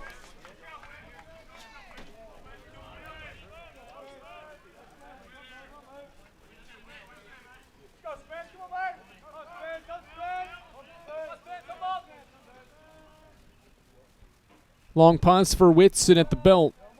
And the 1-2 to Williams. Breaking ball stays outside, and it's an even 2 ball, 2 strike count. Williams today 1 for 3. Hit into a fielder's choice in the first, grounded out in the third, and singled in the 5th. He's hitting the odd-numbered innings so far. Going to collect a multi-hit effort here with a base hit against Whitson, the 2-2. He's late on a fastball, pops it up, foul ground. Boyo and Miller give it a look, but it's beyond the third base dugout and out of play. The count stays at 2 balls and 2 strikes. Certainly you knew these two teams were going to be motivated to win this game. Certainly any team playing in an elimination game will be playing with that type of motivation and not want to end its season, but for how UVA Wise got to the losers bracket, certainly left a salty taste in their mouth heading into today. Another 2-2 to Williams. Good breaking ball. Backdoored him with the slider, and it's called strike 3. Williams down looking, one away in the 7th inning. Really feel for Jake Smith, Wise's first baseman, who hit the home run, and there was a spectator nearly in my spot here at the field yesterday that was talking to him, and he was like, I've just never hit a ball in that moment that hard and that well. And so you just feel for him in that moment, and having his game-tying home run ripped away from him. The umpires did not see the ball hit off the scoreboard or hear it. One away, first pitch to Nicholas Castellana. Good breaking ball, knee high for strike one. That's really what matters, too, is you feel for Jacob Smith and that opportunity to tie the game in that big moment. Instead, he's going to have to think about being thrown out at the plate and a play that should not have happened at the plate. Swinging a ground ball back behind the mound, sprinting behind the bag at second is Hurst, and he makes a strong throw to throw out Castellana for the second out of the inning. That's a really good play from Jeb Hurst on a ball that hit off the mound and was behind the second base bag. Hurst on the run makes the play. Castellana's 0 for 4, and now Braxton Smith stands in with 2 outs in this 7th inning.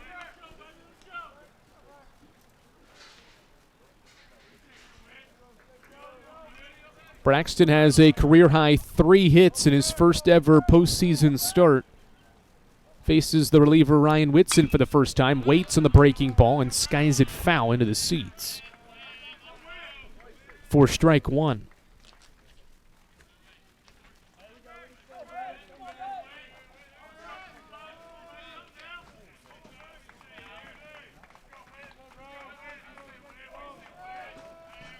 No balls, 1 strike. Whitson looking for a 1-2-3 7th inning here out of the bullpen. Here is his offering to Smith on the 0-1. Smith laid on it, pops it up. Right side of the infield, sprinting in is the first baseman, Jake Smith, and he makes the play. Braxton Smith retired for the first time, and that's the final out of the 7th inning. For just the second time today, Carson-Newman is retired in order. Ryan Whitson tosses a 1-2-3 inning for UVA Wise, but the Cavaliers have been silenced by Colton Kaysen. He's thrown 6 scoreless, and he's out of the dugout to pitch the 7th inning. Carson-Newman by 7 as we stretch here at Durham Field and head to the home half of the 7th inning after these messages. This is Carson-Newman Baseball at the SAC Tournament on the Eagles Sports Network.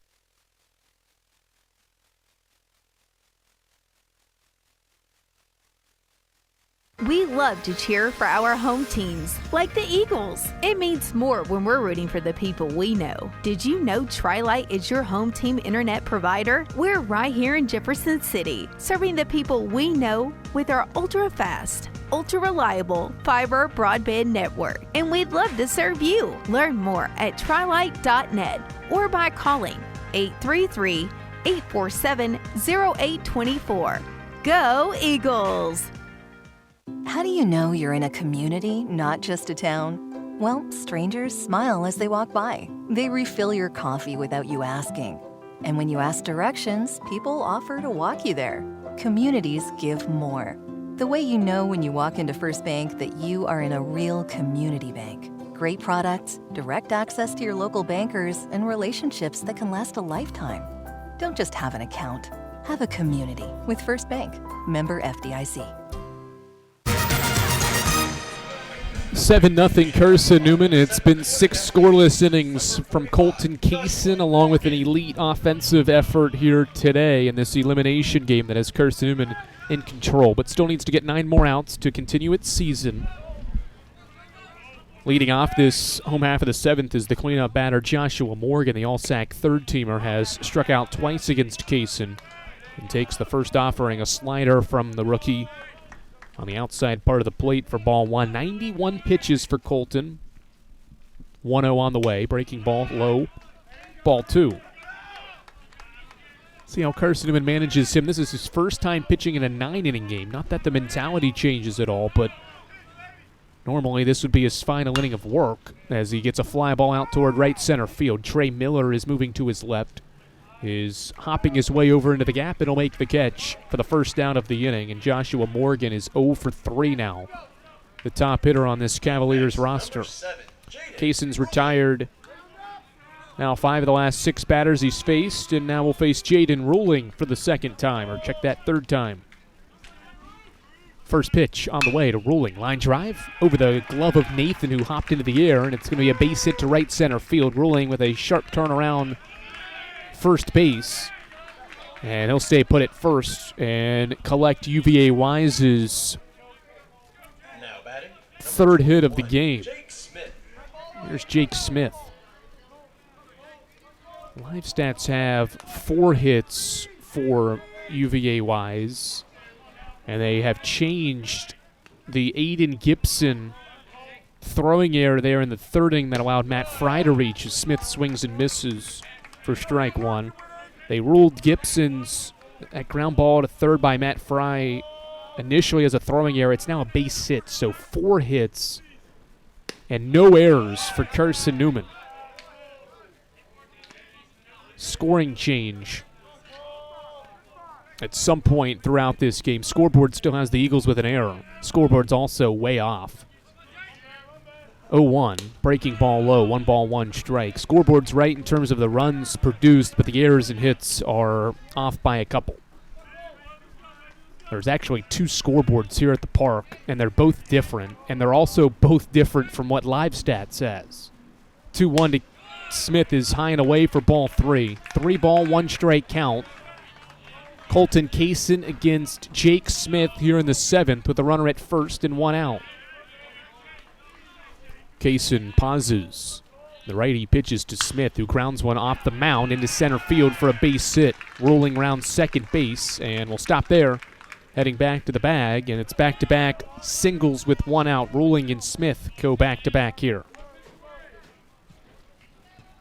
First and second, 1 out, and Tom Griffin will make a walk out to the mound here in this 7th inning as Colton Kaysen, who has not had the chance to pitch into an 8th inning in his career. He's pitched in the 7-inning games all season for the Eagles. We'll now get a chat from Tom Griffin for the first time today. First mound visit by the Eagles at any point. Comes here with 2 on and 1 out in the bottom of the 7th inning, and Kaysen's pitch count at 98. 60 of which have been strikes. I cannot see the Eagles bullpen from my spot underneath these bleachers, but I would presume somebody is starting to throw this deep into the game, and where Kaysen's pitch count is, that's what I would presume, but we'll see how the Eagles want to finish this one off.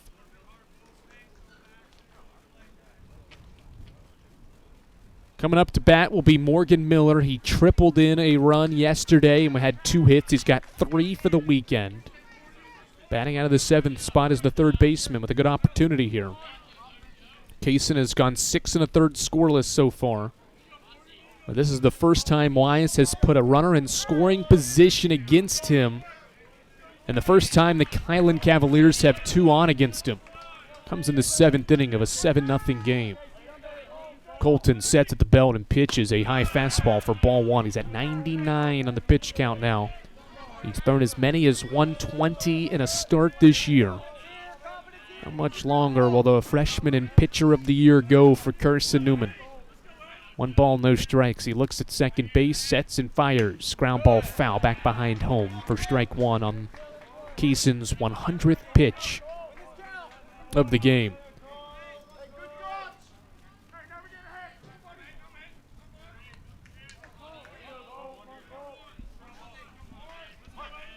One ball, 1 strike, 1 away.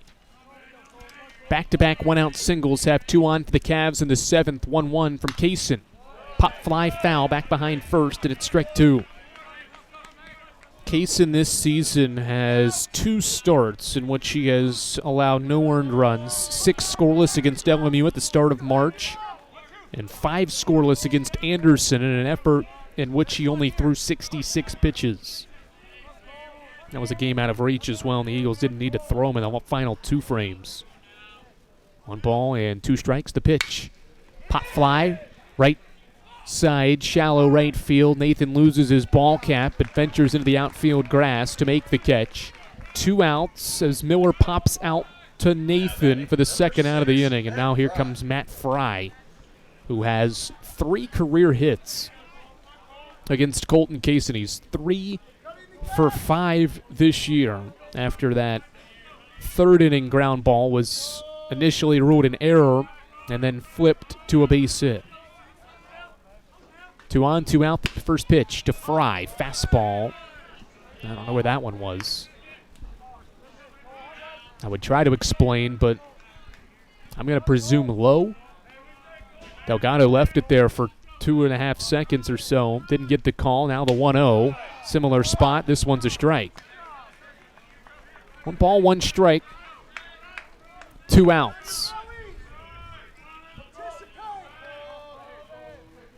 2 on, 2 out. Eagles up 7-0 in the 7th. Kaysen pauses and pitches. Pop fly.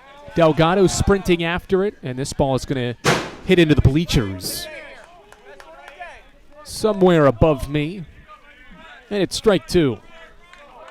Kaysen working with 2 on and 2 out in the 7th inning. Only 15 hitters have 2-out hits against the rookie this year. Carson-Newman's crowd comes to its feet. The 2-strike pitch is hit out towards center field. A base hit. Rounding third will be the runner. Miller's throw is not cut off, but it's late to Delgado.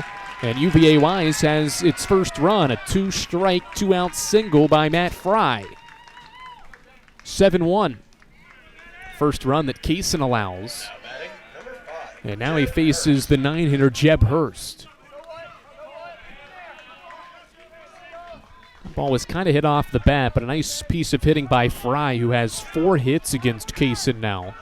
He has seen the freshman well, and now the 9-hitter Jeb Hurst.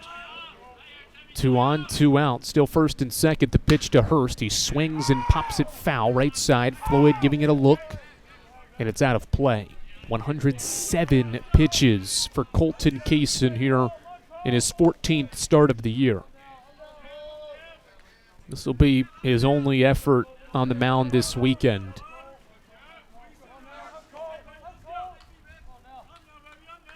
Oh, 1 to Hurst. Slider, swing and a miss. Good pitch by Colton Kaysen. He has Hurst out in front. And it's strike 2. Wingate has made its way to the field beyond the third base dugout. Watching on, awaiting the winner. No balls, 2 strikes. Kaysen's pitch. Swing and a foul back by Hurst. He waited on that slider to foul it back. Wise trying to put together a 2-out rally here, trailing 7-1 in the bottom of the 7th. The ball's 2 strikes as Kaysen sets for pitch 110, and it's a fastball high for ball 1. Carson-Newman has relied so much on Colton Kaysen this year. They have won 12 of his 13 starts. He has 12 of the team's 35 wins. Can he make it 13 and finish off this 7th inning? 1-2, swing, drive to right field. Williams is after it near the wall. Will stop there and make the catch. Inning over.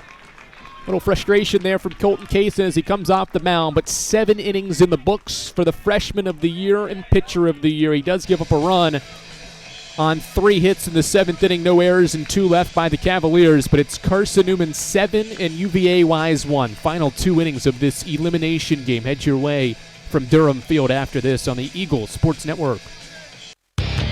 Dorm food got you down? Need a home-cooked meal?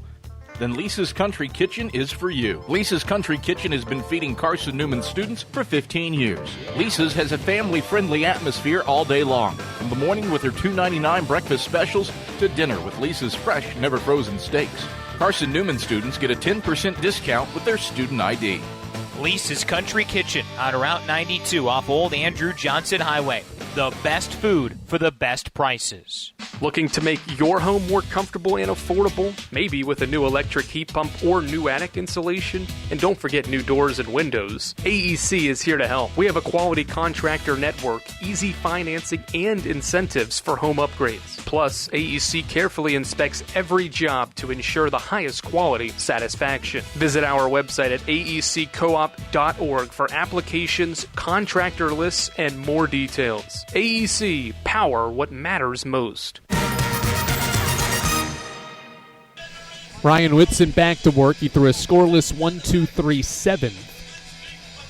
And we'll go back out for a second inning of work out of UVA Wise's bullpen. Wise Cavaliers playing in their first ever South Atlantic Conference baseball tournament. Lost 5-4 last night to Lenoir-Rhyne, the host of this double elimination bracket. They're now facing Carson-Newman, but trailing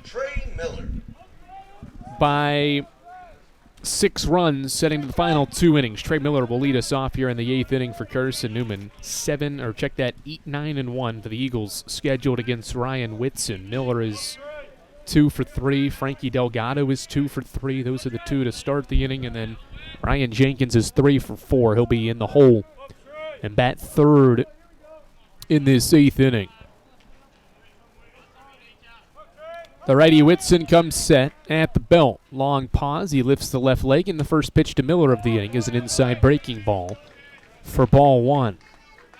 So Ryan Whitson in his 2.4 ERA pitching into the second inning of work here. He has gone multiple innings just twice against Lenoir-Rhyne and Carson-Newman in back-to-back weekends there at the end of March. He's completed 2 full innings, twice, I should say. 1-0 set, the pitch to Miller. He rolls it down the line at third and foul. It got past Miller at third as he sprinted into foul ground. It would have gone all the way to the wall, but it was foul. So Fry Ruling will track that down in left field, and Miller will head back to the batter's box and grab his bat and get ready for a 1-1 pitch.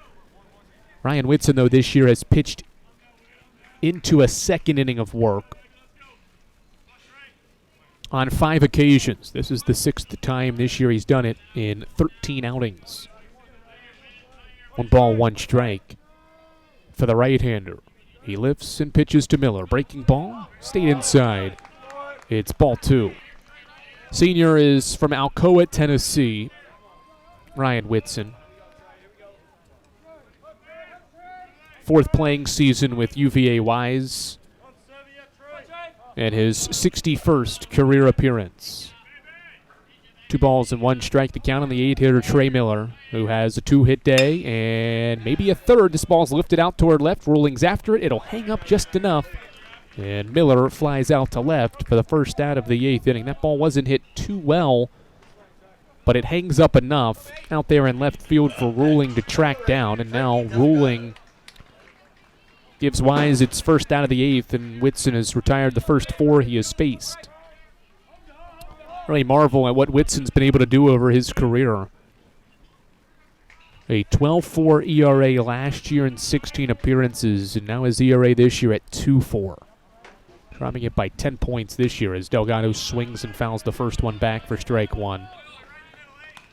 Limited work, though, only 15 innings and 12 appearances, but was the team's closer, and so when they needed him, he's answered the call. 6 saves this year in half of his appearances. Low strikeout guy, just 14 and 15 innings. 0-1 pause for the senior right-hander from Alcoa. And he lifts and pitches to Delgado, who bounces one foul over top of the first baseman, or rather the first base coach, Cade Kolpian, Carson-Newman's graduate assistant coach. And it's strike 2 on Frankie Delgado, who has a 2 for 3 day at the plate with 2 RBI. Frankie has his 5th career multi-hit game. They've all been this year. No balls, 2 strikes. Whitson pauses. Here's the pitch. Hard grounder to second base. Jeb Hurst moves to his left and will throw out Delgado, who sprints it out at first, but will be thrown out. 5 up, 5 down for Ryan Whitson out of the bullpen. And here comes the 2-out batter, Ryan Jenkins, here in the 8th inning.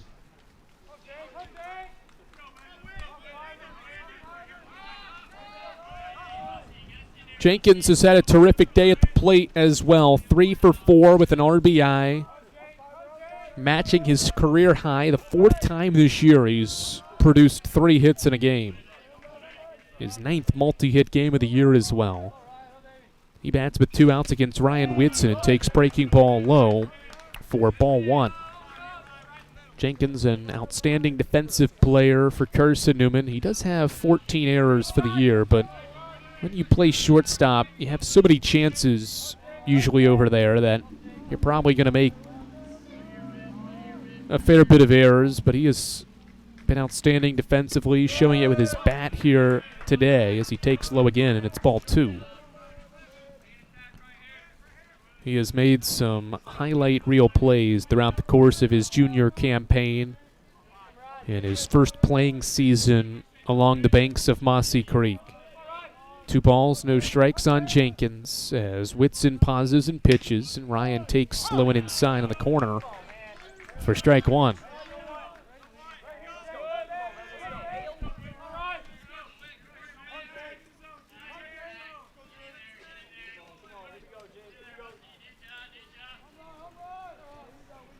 Two balls, 1 strike. Eagles trying to get a base runner against Ryan Whitson. He's retired the first 5. Here's the 2-1, and Jenkins bounces it into the UVA Wise dugout. Strike 2. 2-2 count. It's an Eagles offense that has 12 hits in this game. They were all in the first 6 innings. Trying to extend their season by a game. You don't know what the NCAA tournament holds.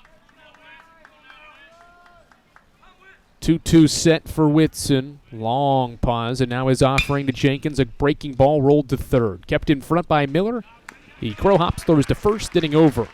Good work here from Ryan Whitson out of the bullpen. 6 up, 6 down against Carson-Newman's 5 through 9 in the leadoff hitter, Jenkins. 6 up, 6 down for the reliever, but it's a 6-run game as Carson-Newman leads by 6. Colton Kaysen's going back out there. The freshman of the year and the pitcher of the year will pitch into the 8th inning in this elimination game. 7-1 Eagles on the Eagles Sports Network.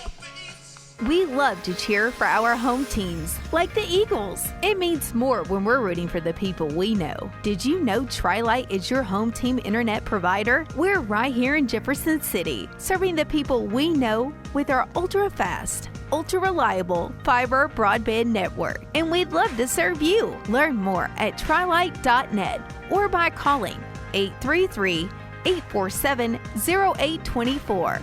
Go Eagles! How do you know you're in a community, not just a town? Well, strangers smile as they walk by. They refill your coffee without you asking. And when you ask directions, people offer to walk you there. Communities give more. The way you know when you walk into First Bank that you are in a real community bank. Great products, direct access to your local bankers, and relationships that can last a lifetime. Don't just have an account. Have a community with First Bank. Member FDIC. 7-1 Carson-Newman in this elimination game. The Eagles' season will continue if it does not allow UVA Wise to score 6 runs in the next 2 innings, and the Eagles will get Wingate if that is the case here this evening. Colt Kaysen back to work. He's going to pitch against this UVA Wise batting order for the 4th time through. This is Nick Badgett, the leadoff batter, bats here to start the 8th, and the first pitch is a fastball for strike 1. 112 pitches, the pitch count for Colton Kaysen, the pitcher of the year in the South Atlantic Conference. 0-1 to Badgett. Fastball off the plate, 1-1. Well, the scoreboard has that as strike 2. Kaysen winds in the pitch to Badgett. Breaking ball off the plate. I'll wait to see what the scoreboard, what the umpire, he signals 2-1 to the scoreboard operator. 2 balls, 1 strike. Scoreboard still says 1-2. 2 balls, 1 strike. The pitch to the leadoff batter, Badgett. He lifts out softly to left field. Sprinting in is Braxton Smith, and this ball drops in front of him for a base hit. Just hit off the end of the bat. And Badgett has his first hit against Colton Kaysen. He lifts it to left softly, and that's Wise's 7th hit of the game. Here's DJ Dixon. He's got 1 of those.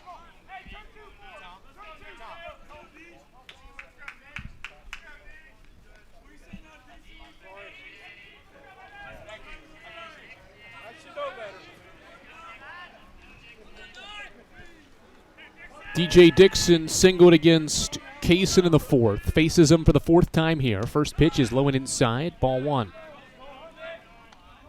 How long will Carson-Newman leave its freshman of the year out there? 1 ball, no strikes. The count. The pitch from Colton. Breaking ball, knee high, strike 1. He has never pitched into the 8th inning in his career because he's been the 7-inning guy all year for Carson-Newman. First opportunity to do so, and he will. 1-1. Breaking ball, another strike. Good slider from Colton Kaysen makes it 1-2. None of the games he pitched in the regular season went to extra innings, so he never had to pitch into the 8th inning. Doing it here in the South Atlantic Conference Tournament. 1-2, swing and a drive down the left field line. It's slicing toward the bullpen, and it's foul. Count will stay at 1-2 strikes on DJ Dixon here in the 8th. Yeah, one of two things. Kaysen's pitched very well. He's deserving of going back out there. If he's not tired, the Eagles are going to leave him out there. And when you anticipate playing a maximum of 3 more games this weekend and 1 more tonight, you want to have all the available arms you can. 1-2, swing, drive to right field. Dixon crushes it to right field. Back goes Williams to the wall. He gets to the wall, and it's over the wall. 2-run home run for Colton Kaysen.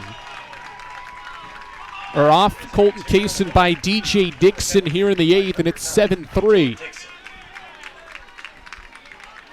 Dixon gets a hold of a fastball from the freshman and pitcher of the year, and it's a 4-run game in the 8th. Dixon crushes it to right, and the Wise Cavaliers are starting to muster up some momentum. Now batting, number 24, Jacob Boyle. Dixon hits his 7th home run of the year, tied for the team lead, and now Jacob Boyle, the 3-hitter. First offering, fastball, swing and a miss by Boyle for strike 1. No movement by Carson-Newman's dugout. Kaysen has thrown 121 pitches, the most this season in a game. 0-1, swing, ground ball to third. Gibson fields it behind the third base bag, sets his feet, low throw. Floyd scoops it out of the turf, 1 away, and now it's officially Colton Kaysen's longest outing of his career. 7 1/3. Now batting, number 45. And there's 1 away for Joshua Morgan. Morgan is 0 for 3, 2 strikeouts against Colton Kaysen. Faces him for the 4th time and takes breaking ball low into the turf for ball 1. 6 strikeouts for the freshman and pitcher of the year. 7 hits allowed and 3 earned runs as he pumps in a fastball waist high for strike 1. 1-1 strike count, 7-3 Carson-Newman. Cavaliers have scored the game's last 3 runs. Swing and a miss by Morgan on a breaking ball. Strike 2 with 1 out here in the 8th. Carson-Newman scored the first 7 through the first 6 innings of this game, but Wise has the last 3 runs in the last 2 innings. Counting this one. 1-2, breaking ball, outside. Good spot there from Kaysen, but Morgan didn't offer at the breaking ball. 2 balls, 2 strikes, 1 out in the 8th. The pitch from Colton is an elevated fastball. It's ball 3. 3 balls, 2 strikes to count. The pitch to Morgan. Swinging a foul ball toward the dugout. Morgan stays alive. And Kaysen with that pitch count nearing 130. We'll go back on the mound trying to get Morgan out for the 4th time. 2 all-sack players competing here. The 3-2 swing and a pop-up foul ground. Kaysen and Delgado go over. Delgado will make the play up against the netting, 2 away. Excellent work by the senior and the veteran catcher, Frankie Delgado, to track the baseball in foul ground. Morgan is 0 for 4. And now the 5-hitter Jaden Ruling with 2 outs.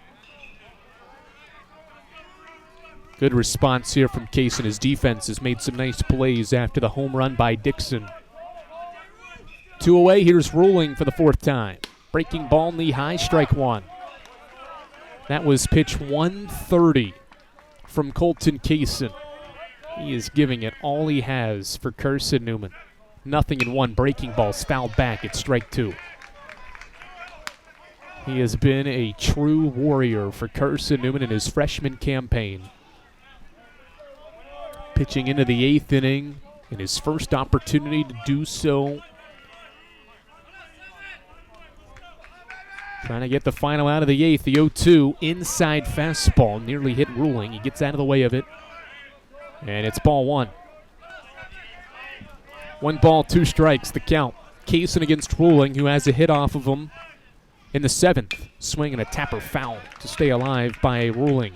Rolls it foul toward the dugout. It stays 1 ball and 2 strikes. Eagles by 4 in the 8th. Another 1-2. Breaking ball away. The count evens at 2 balls and 2 strikes. Delgado up out of his stance. Looks toward the dugout. Gets some instruction and now signals the pitch call to Kaysen. He agrees with it. He gets into his windup. 2-2. Swing and a fly foul over top first. Tried to go in the inside corner with a fastball, and Ruling fouled it off.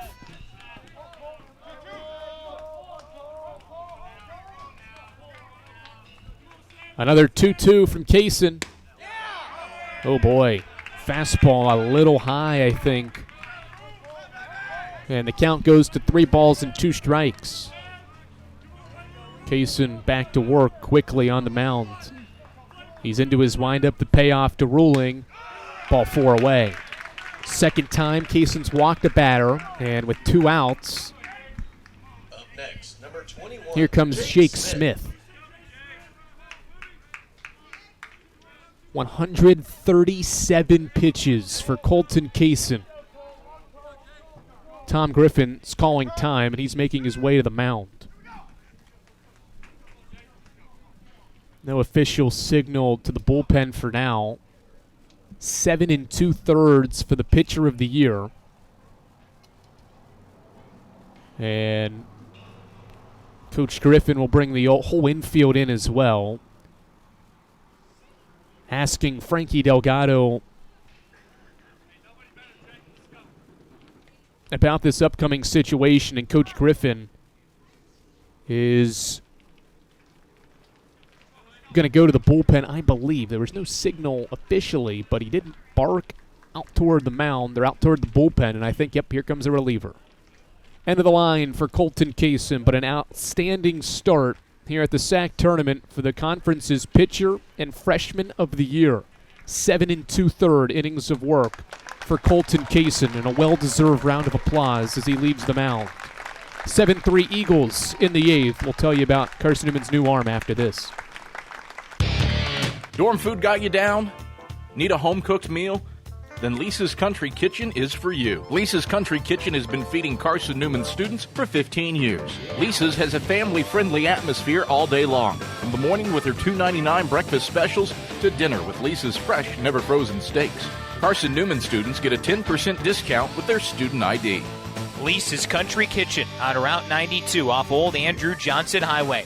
The best food for the best prices. Looking to make your home more comfortable and affordable? Maybe with a new electric heat pump or new attic insulation? And don't forget new doors and windows. AEC is here to help. We have a quality contractor network, easy financing, and incentives for home upgrades. Plus, AEC carefully inspects every job to ensure the highest quality satisfaction. Visit our website at aeccoop.org for applications, contractor lists, and more details. AEC, power what matters most. Jackson Serrett, a left-handed pitcher for Carson-Newman from Knoxville, Tennessee, into the game to face the left-hander hitting Jake Smith here in the 8th inning after a 2-out walk of Jaden Ruling. He's at first base in a 4-run game with 2 outs in the 8th. Serrett sets, pitches, fastball low for ball 1. Serrett this year has made 10 appearances, 8 1/3 innings, 2 wins, no losses, a 9 ERA, 4 walks, 7 strikeouts. 1 ball, no strikes. He sets at the belt, looks at first and pitches, a breaking ball in there for strike 1. Serrett has been in these situations often where he comes in for matchups to try to get a guy out in a lefty-lefty matchup, and that's the case right now. 1 ball, 1 strike, the count, 1 on, 2 outs. The junior pitches a breaking ball, tapped foul at the dish, and it's strike 2.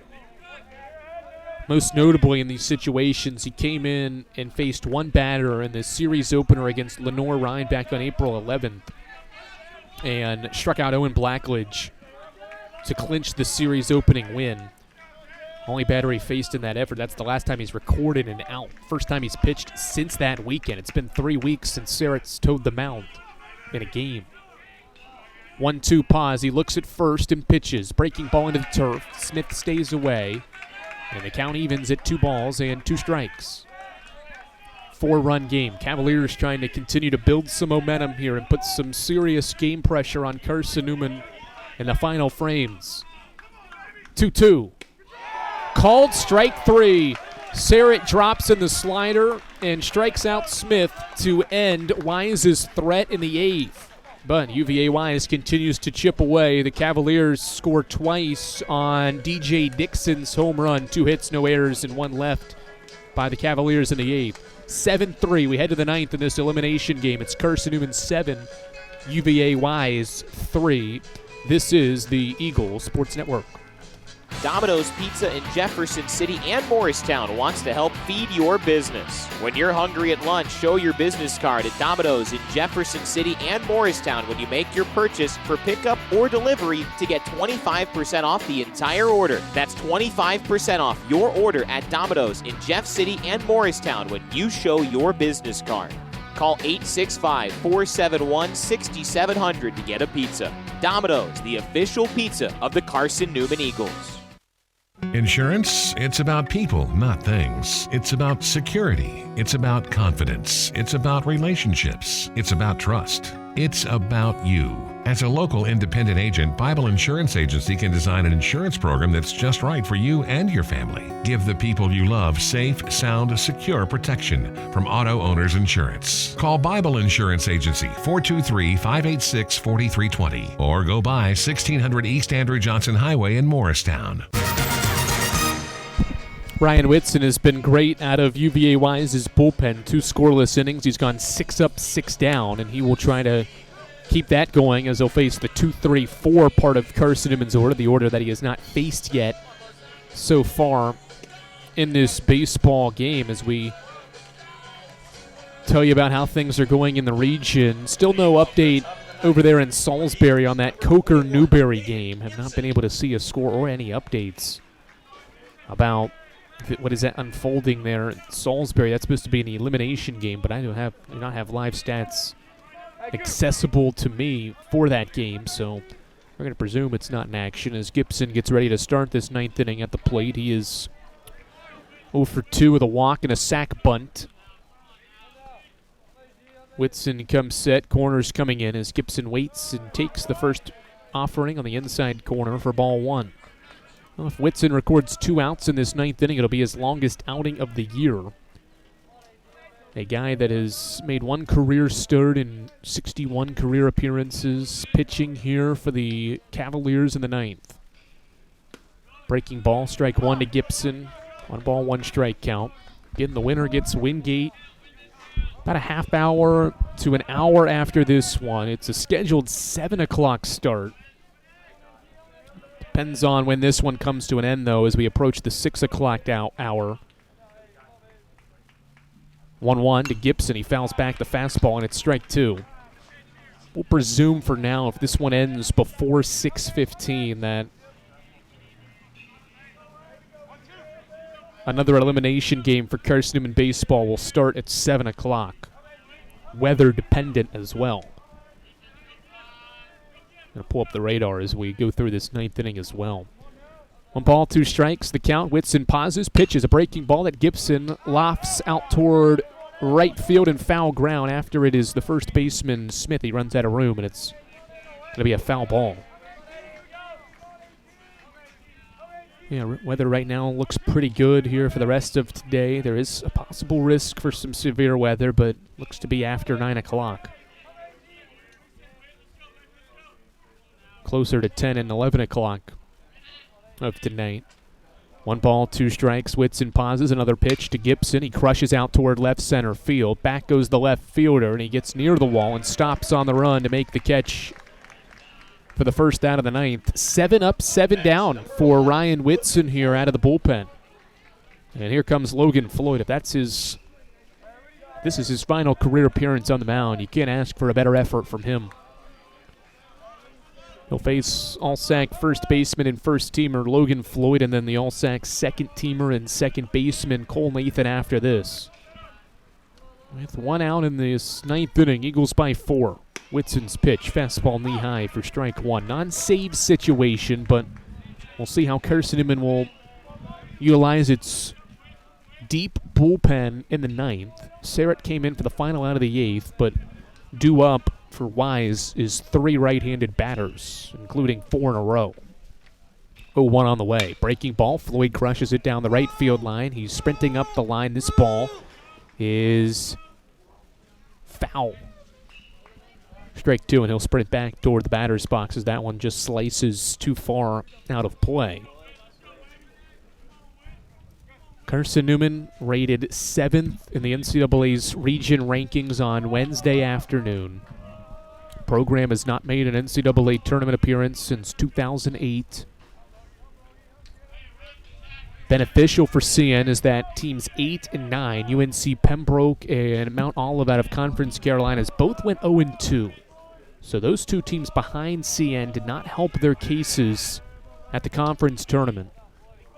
No balls and 2 strikes. Floyd waits and golfs one out towards center field. This is actually going to be shallow center field. The second baseman, Hurst, is in position.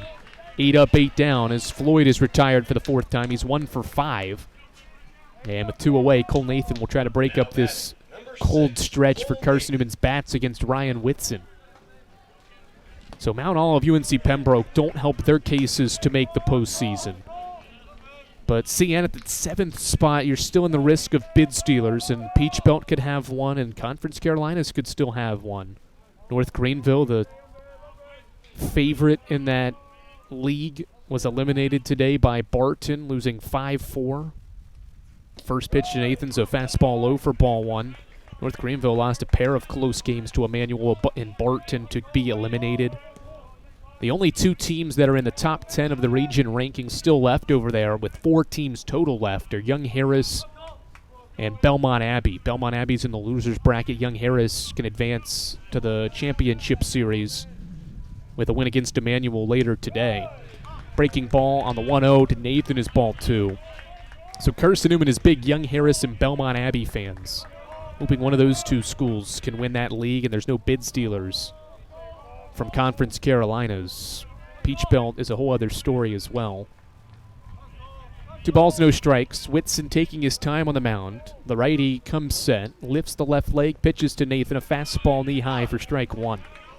The Peach Belt's top seed and only rated team in the top 10 is North Georgia. They were ranked 5th in the second set of rankings by the NCAA's Regional Baseball Committee for the Southeast region, and the Nighthawks got shut out by Augusta 4-0 yesterday. And so they are playing in the losers bracket, similar to Carson-Newman, as Nathan fouls one back for strike 2. 2 balls and 2 strikes. And so if North Georgia doesn't win the Peach Belt, there could be a bid stealer over there in Dahlonega, Georgia, or in the Peach Belt. They're playing at 2 sites, Dahlonega, Georgia. They're for North Georgia's the host of one, and then Lander is the host of the other site in Greenwood, South Carolina.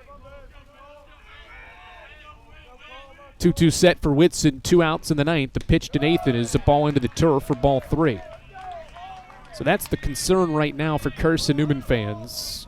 Certainly the Eagles can continue to play their way into the postseason if it can win this one and make a run through the losers bracket and maybe collect a win against Lenore-Rhine, who is 3rd in the region. But business needs to be taken care of here in this first elimination game. 4-run lead in the ninth against Wise. The 3-2 to Nathan bounces into the turf, and it's ball 4. So 8 straight batters have been retired by Ryan Whitson. And finally, the Eagles break up that stretch by Nathan drawing a 6-pitch walk with 2 outs here in the ninth inning. And now coming to bat is Spencer Williams, and Wise's pitching coach will trot out to the mound and chat with Whitson, who is making his longest pitching effort of the year. His previous long was 2 1/3 against Carson-Newman back at the end of March, and now trying to finish off this effort and go 3 innings.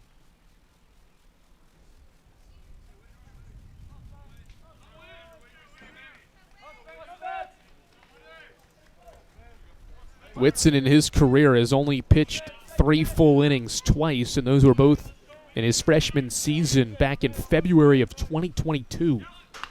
Williams bunting for a base hit down the third base line, and this ball will bounce foul. Down the line at third for strike 1. Whitson has pitched 2 2/3 each of the last 2 seasons, not this year, but in 2023 and 2024. Trying to complete 3 innings of scoreless baseball for the Cavaliers and make certain that this is only a 4-run deficit for them, with Carson-Newman needing 3 outs. Can the Eagles get any insurance here in the 9th? Williams batting with a strike on him, and Cole Nathan at first with 2 outs.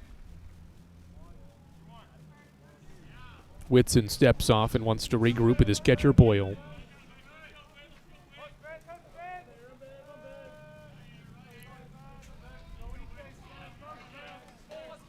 Long pause. Pitch clock goes down to 5, and now Whitson pitches a fastball off the plate for ball 1. Carson-Newman's got multi-hit days from Ryan Jenkins, Braxton Smith, Trey Miller, and Frankie Delgado. The Eagles, though, don't have a hit since the 6th inning of this game. All 12 hits and 7 runs scored in the first 6 innings of this game. 1-1 to Williams. Line drive sharply, hit foul. Down the line at third, and it's strike 2. Hit and run there. Williams had to poke at it with Nathan moving on the pitch, and was able to just hit it off the end of the bat foul. Left side, and now it's a 2-strike count with 2 outs on Williams. Here in the 9th, Eagles by 4. Whitson, the righty, sets.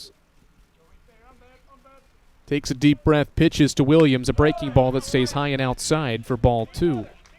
Whitson approaching 60 pitches here out of the bullpen. It was Houston Sarvis who threw 2 innings after Justin Snyder's first 4. And it's been Whitson ever since the 7th.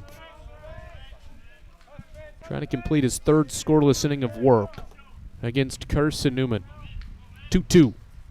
Swing and a drive out to left. Jaden Ruling is moving in and to his right. He's under it, and he makes the catch. Inning over. Williams is 1 for 4 today. He flies out to end the top half of the 9th. Carson-Newman needs 3 outs, and its season is guaranteed to extend. 7-3. We head to the home half of the 9th, and Jackson Serrett goes back to the mound for Carson-Newman when we come back to Durham Field here in Hickory, North Carolina. This is the Eagle Sports Network. Dorm food got you down? Need a home-cooked meal? Then Lisa's Country Kitchen is for you. Lisa's Country Kitchen has been feeding Carson-Newman students for 15 years. Lisa's has a family-friendly atmosphere all day long, from the morning with their $2.99 breakfast specials to dinner with Lisa's fresh, never-frozen steaks. Carson-Newman students get a 10% discount with their student ID.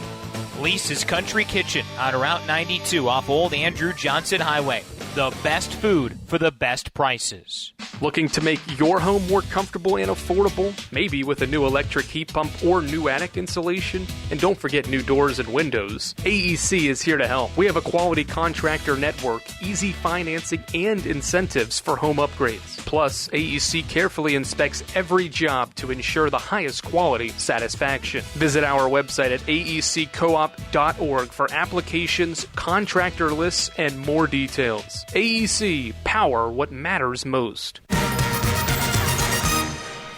Jackson Serrett back to the mound for Carson-Newman in a 4-run game here on the Eagles Sports Network. Andrew Rogers, glad you're joining us, and hope that you'll be able to join us potentially for a second game today. Carson-Newman needs 3 outs before UVA Wise scores 4 runs. Wise the lower seed, but the home team in this game. And they will have one last crack at the plate, and they'll have to do it against Jackson Serrett, who came in and struck out Jake Smith to end the 8th. And Serrett goes to work here in the 9th inning.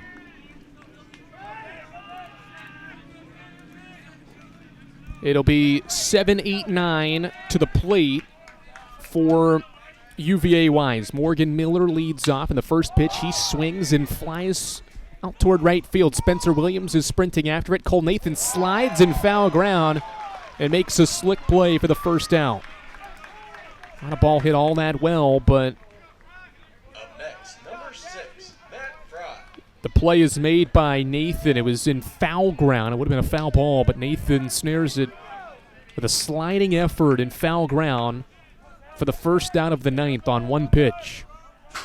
And now Jackson Serrett pitches against Matt Fry, who is 2 for 3. First pitch fastball. All you can ask for here, at least. Obviously, you want the outs, but just pitch strikes if you're Serrett and the Eagles. Don't give Wise any momentum that it doesn't create itself. Swinging a foul back by Fry. And the count moves to 0-2. That's what plagued the Eagles yesterday against Wingate, and we'll touch on that if Carson-Newman gets 2 more outs, and we'll play Wingate here in a bit. Breaking ball stays high at 1-2 now. A lot of free passes. The Bulldogs took advantage of that and then scored late as well to pour it on and defeat Carson-Newman 8-1. Eagles open to set up a rematch. Swinging a tapper foul by Fry. Keeps the count at 1 ball and 2 strikes.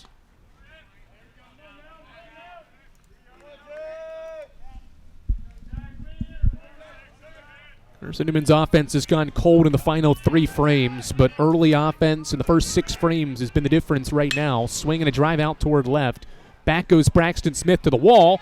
See you later.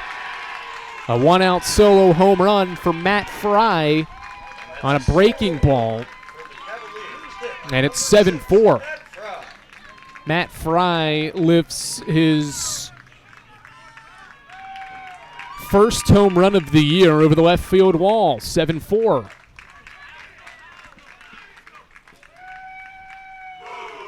Cavaliers have a little momentum. Second home run in as many innings for the Cavs.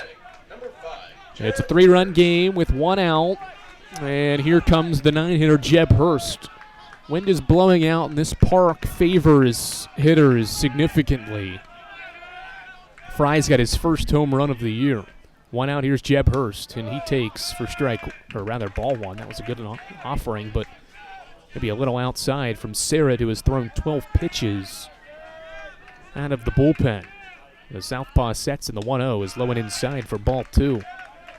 Game pressure starting to mount a little bit on Carson-Newman here in this 9th inning. Save situation would be in play now if the Eagles go to the bullpen and replace Serrett. 1-0. Or check that 2-0 is low for ball 3. 3 balls, no strikes, 1 out. Here in the 9th. Top of the order is waiting. Serrett sets at the belt, pitches high for ball 4, 4-pitch walk. And the Cavaliers are putting some pressure now on the Eagles. 3-run game, and Jason White is coming out of Carson-Newman's bullpen, or check that, out of the dugout. And he's signaling to the bullpen, and Carson-Newman's going to make a change. 1 on, 1 out in the 9th. Tying run in this game is on deck for now. And Carson-Newman, in a save situation, is going to call on Branson Angel. Runner at first, 1 out. More on Angel when we come back to Hickory, North Carolina after this on the Eagle Sports Network. Domino's Pizza in Jefferson City and Morristown wants to help feed your business. When you're hungry at lunch, show your business card at Domino's in Jefferson City and Morristown when you make your purchase for pickup or delivery to get 25% off the entire order. That's 25% off your order at Domino's in Jeff City and Morristown when you show your business card. Call 865-471-6700 to get a pizza. Domino's, the official pizza of the Carson-Newman Eagles. Insurance, it's about people, not things. It's about security. It's about confidence. It's about relationships. It's about trust. It's about you. As a local independent agent, Bible Insurance Agency can design an insurance program that's just right for you and your family. Give the people you love safe, sound, secure protection from Auto Owners Insurance. Call Bible Insurance Agency 423-586-4320 or go by 1600 East Andrew Johnson Highway in Morristown. Branson Angel into the game for Carson-Newman for the 17th time this year. 35 1/3 innings for the sophomore right-hander from Lutz, Florida. 6.8 ERA for the year. And he will pitch against UVA Wise for the second time this year. Through 2 scoreless innings and got the win back on April 8th. First pitch is a fastball low for ball 1 to Nick Badgett. 1 ball, no strikes, 3-run game. 1 more runner gets on base, and the Cavaliers would be 1 swing away from tying this game. Badgett today is 1 for 3. 1-0, fastball, low ball, 2. Carson-Newman's thrown 6 straight balls as a club. And game pressure continues to mount with every pitch here in Hickory. 2 balls, no strikes, the count. Angel misses high, ball 3. 7 straight misses between 2 pitchers for Carson-Newman. Sophomore Angel did not pitch last year in the postseason. This is his first career postseason outing. 3 balls, no strikes, the count. The pitch on the way. Fastball, low, ball 4. And it's first and second with 1 out. Tying run is coming to the plate for DJ Dixon. And Tom Griffin is going to make his way to the mound now. 4 pitches from Angel, 4 balls. And the Eagles are going back to the pen. Well, Angel didn't have it. He faces 1 batter and walks that batter. And Tom Griffin is going back to his bullpen to try to close out this elimination game. 7-4 Carson-Newman, but runners are at first and second. Carson-Newman's closer, Eli Norris, is going to enter this game with a tying run at the plate. 7-4 Eagles, 1 out, 2 on. More on Norris when we get back on the Eagles Sports Network. Dorm food got you down? Need a home-cooked meal? Then Lisa's Country Kitchen is for you. Lisa's Country Kitchen has been feeding Carson-Newman students for 15 years. Lisa's has a family-friendly atmosphere all day long, from the morning with her $2.99 breakfast specials to dinner with Lisa's fresh, never-frozen steaks. Carson-Newman students get a 10% discount with their student ID. Lisa's Country Kitchen on Route 92 off Old Andrew Johnson Highway.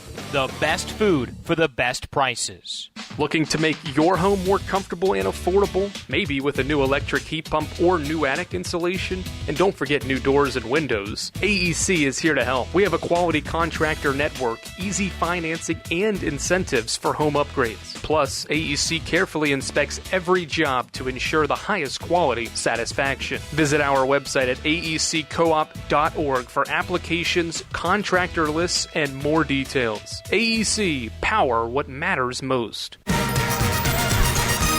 Eli Norris into the game for the 19th time this year. The senior will make his 31st career appearance. And a big one here. 2 on, 1 out, bottom of the 9th. DJ Dixon is batting. He hit a home run off Colton Kaysen in his last at-bat. He bats against the closer Norris in the 9th. First pitch from Norris on the way, a fastball low and outside for ball 1. Eagles have thrown 9 straight balls between 3 pitchers. Can Norris find it for CN? 1-0 set with 2 on and 1 out in the 9th. Fastball low and inside, 2-0. 10 straight misses by Carson-Newman's pitching staff. 2 balls, no strikes, 2 on, 1 out. 7-4 game in the 9th. Norris sets and his fastball's fouled up into the air out of play. Interesting that Dixon was swinging there. He got a good pitch and was trying to whack it over the right field wall. 2-1, and that breaks up a stretch of 10 straight balls. 2 balls, 1 strike. Norris's next one. A high fastball. It's 3-1. Hitters count for Dixon here in the 9th. 7-4. Cavaliers trailing, but the tying run is batting.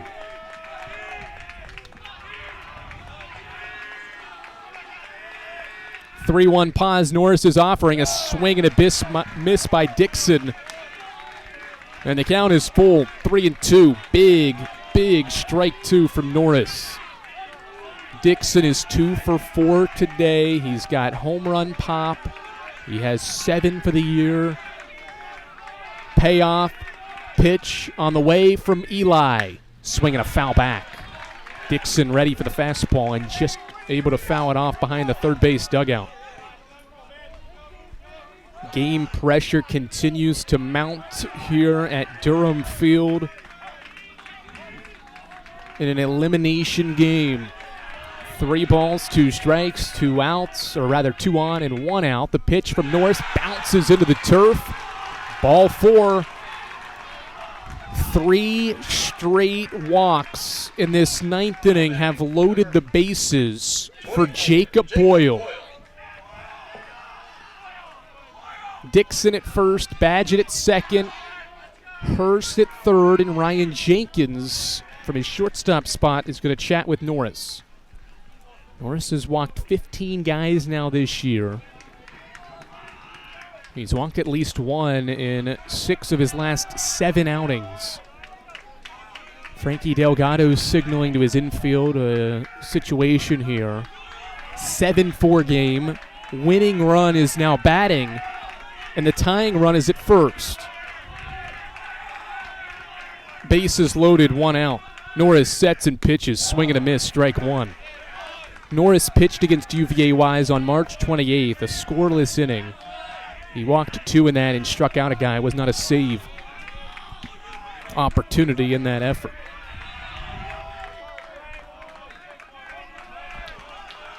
No balls and a strike. Norris sets and pitches. Fastball popped up foul. It's strike 2.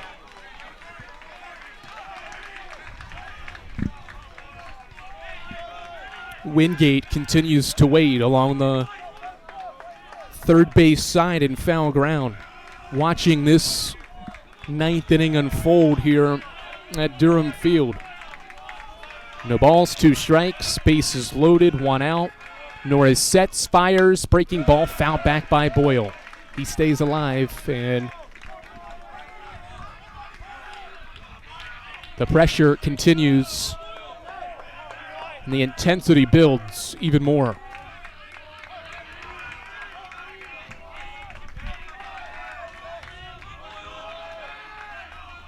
Another 0-2. Foul ball again.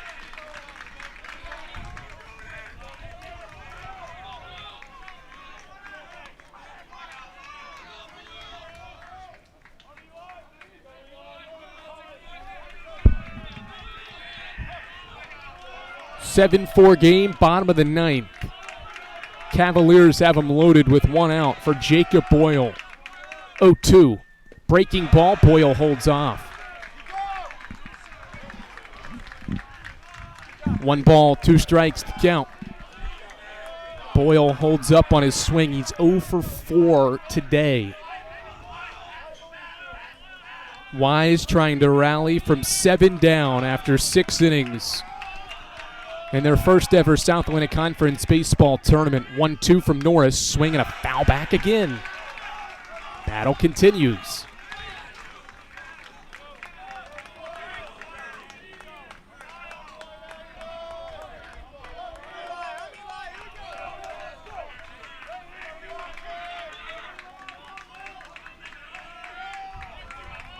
One ball, 2 strikes to the 3-hitter Jacob Boyle. Bases loaded, 1 out. Norris's pitch hits softly to shallow center. Jenkins going back behind second will make the catch, and there's 2 outs. Finally, Carson-Newman gets a second out on a pop fly into shallow center that Jenkins catches. There's 2 outs, and here comes Joshua Morgan.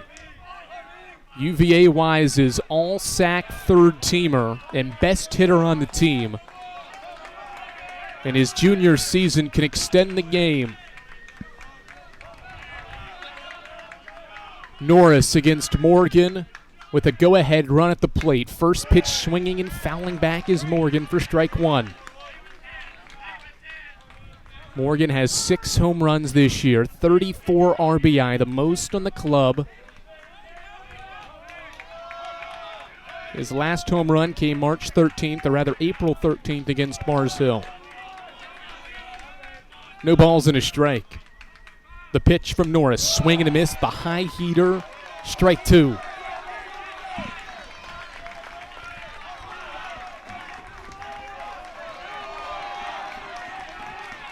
No balls, 2 strikes, 2 outs, bases loaded in a 3-run game in the 9th.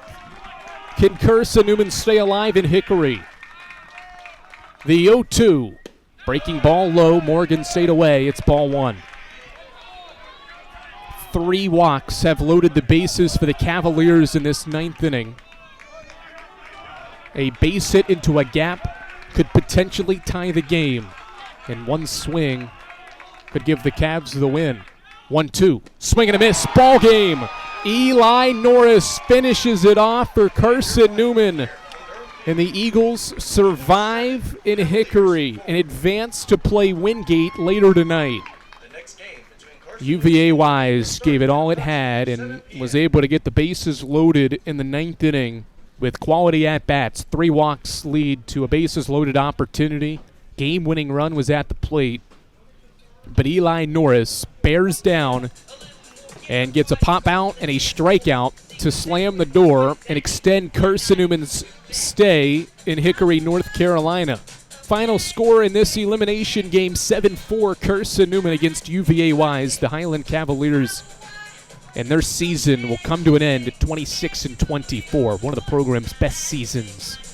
And it comes to an end here this evening. In about a half hour, 45 minutes or so, Carson-Newman's going to try to continue its stay in another elimination game. This time it's against the Wingate Bulldogs. Bulldogs and Eagles. So the next half hour or 45 minutes. Stay tuned here. We'll leave the crowd mic open as we catch our breaths and regroup for tonight's elimination game. Second one of the day will come your way in about a half hour or so. Eagles win this one 7-4. Colton Kaysen ties the program's single-season record for wins in a year. It's his 13th.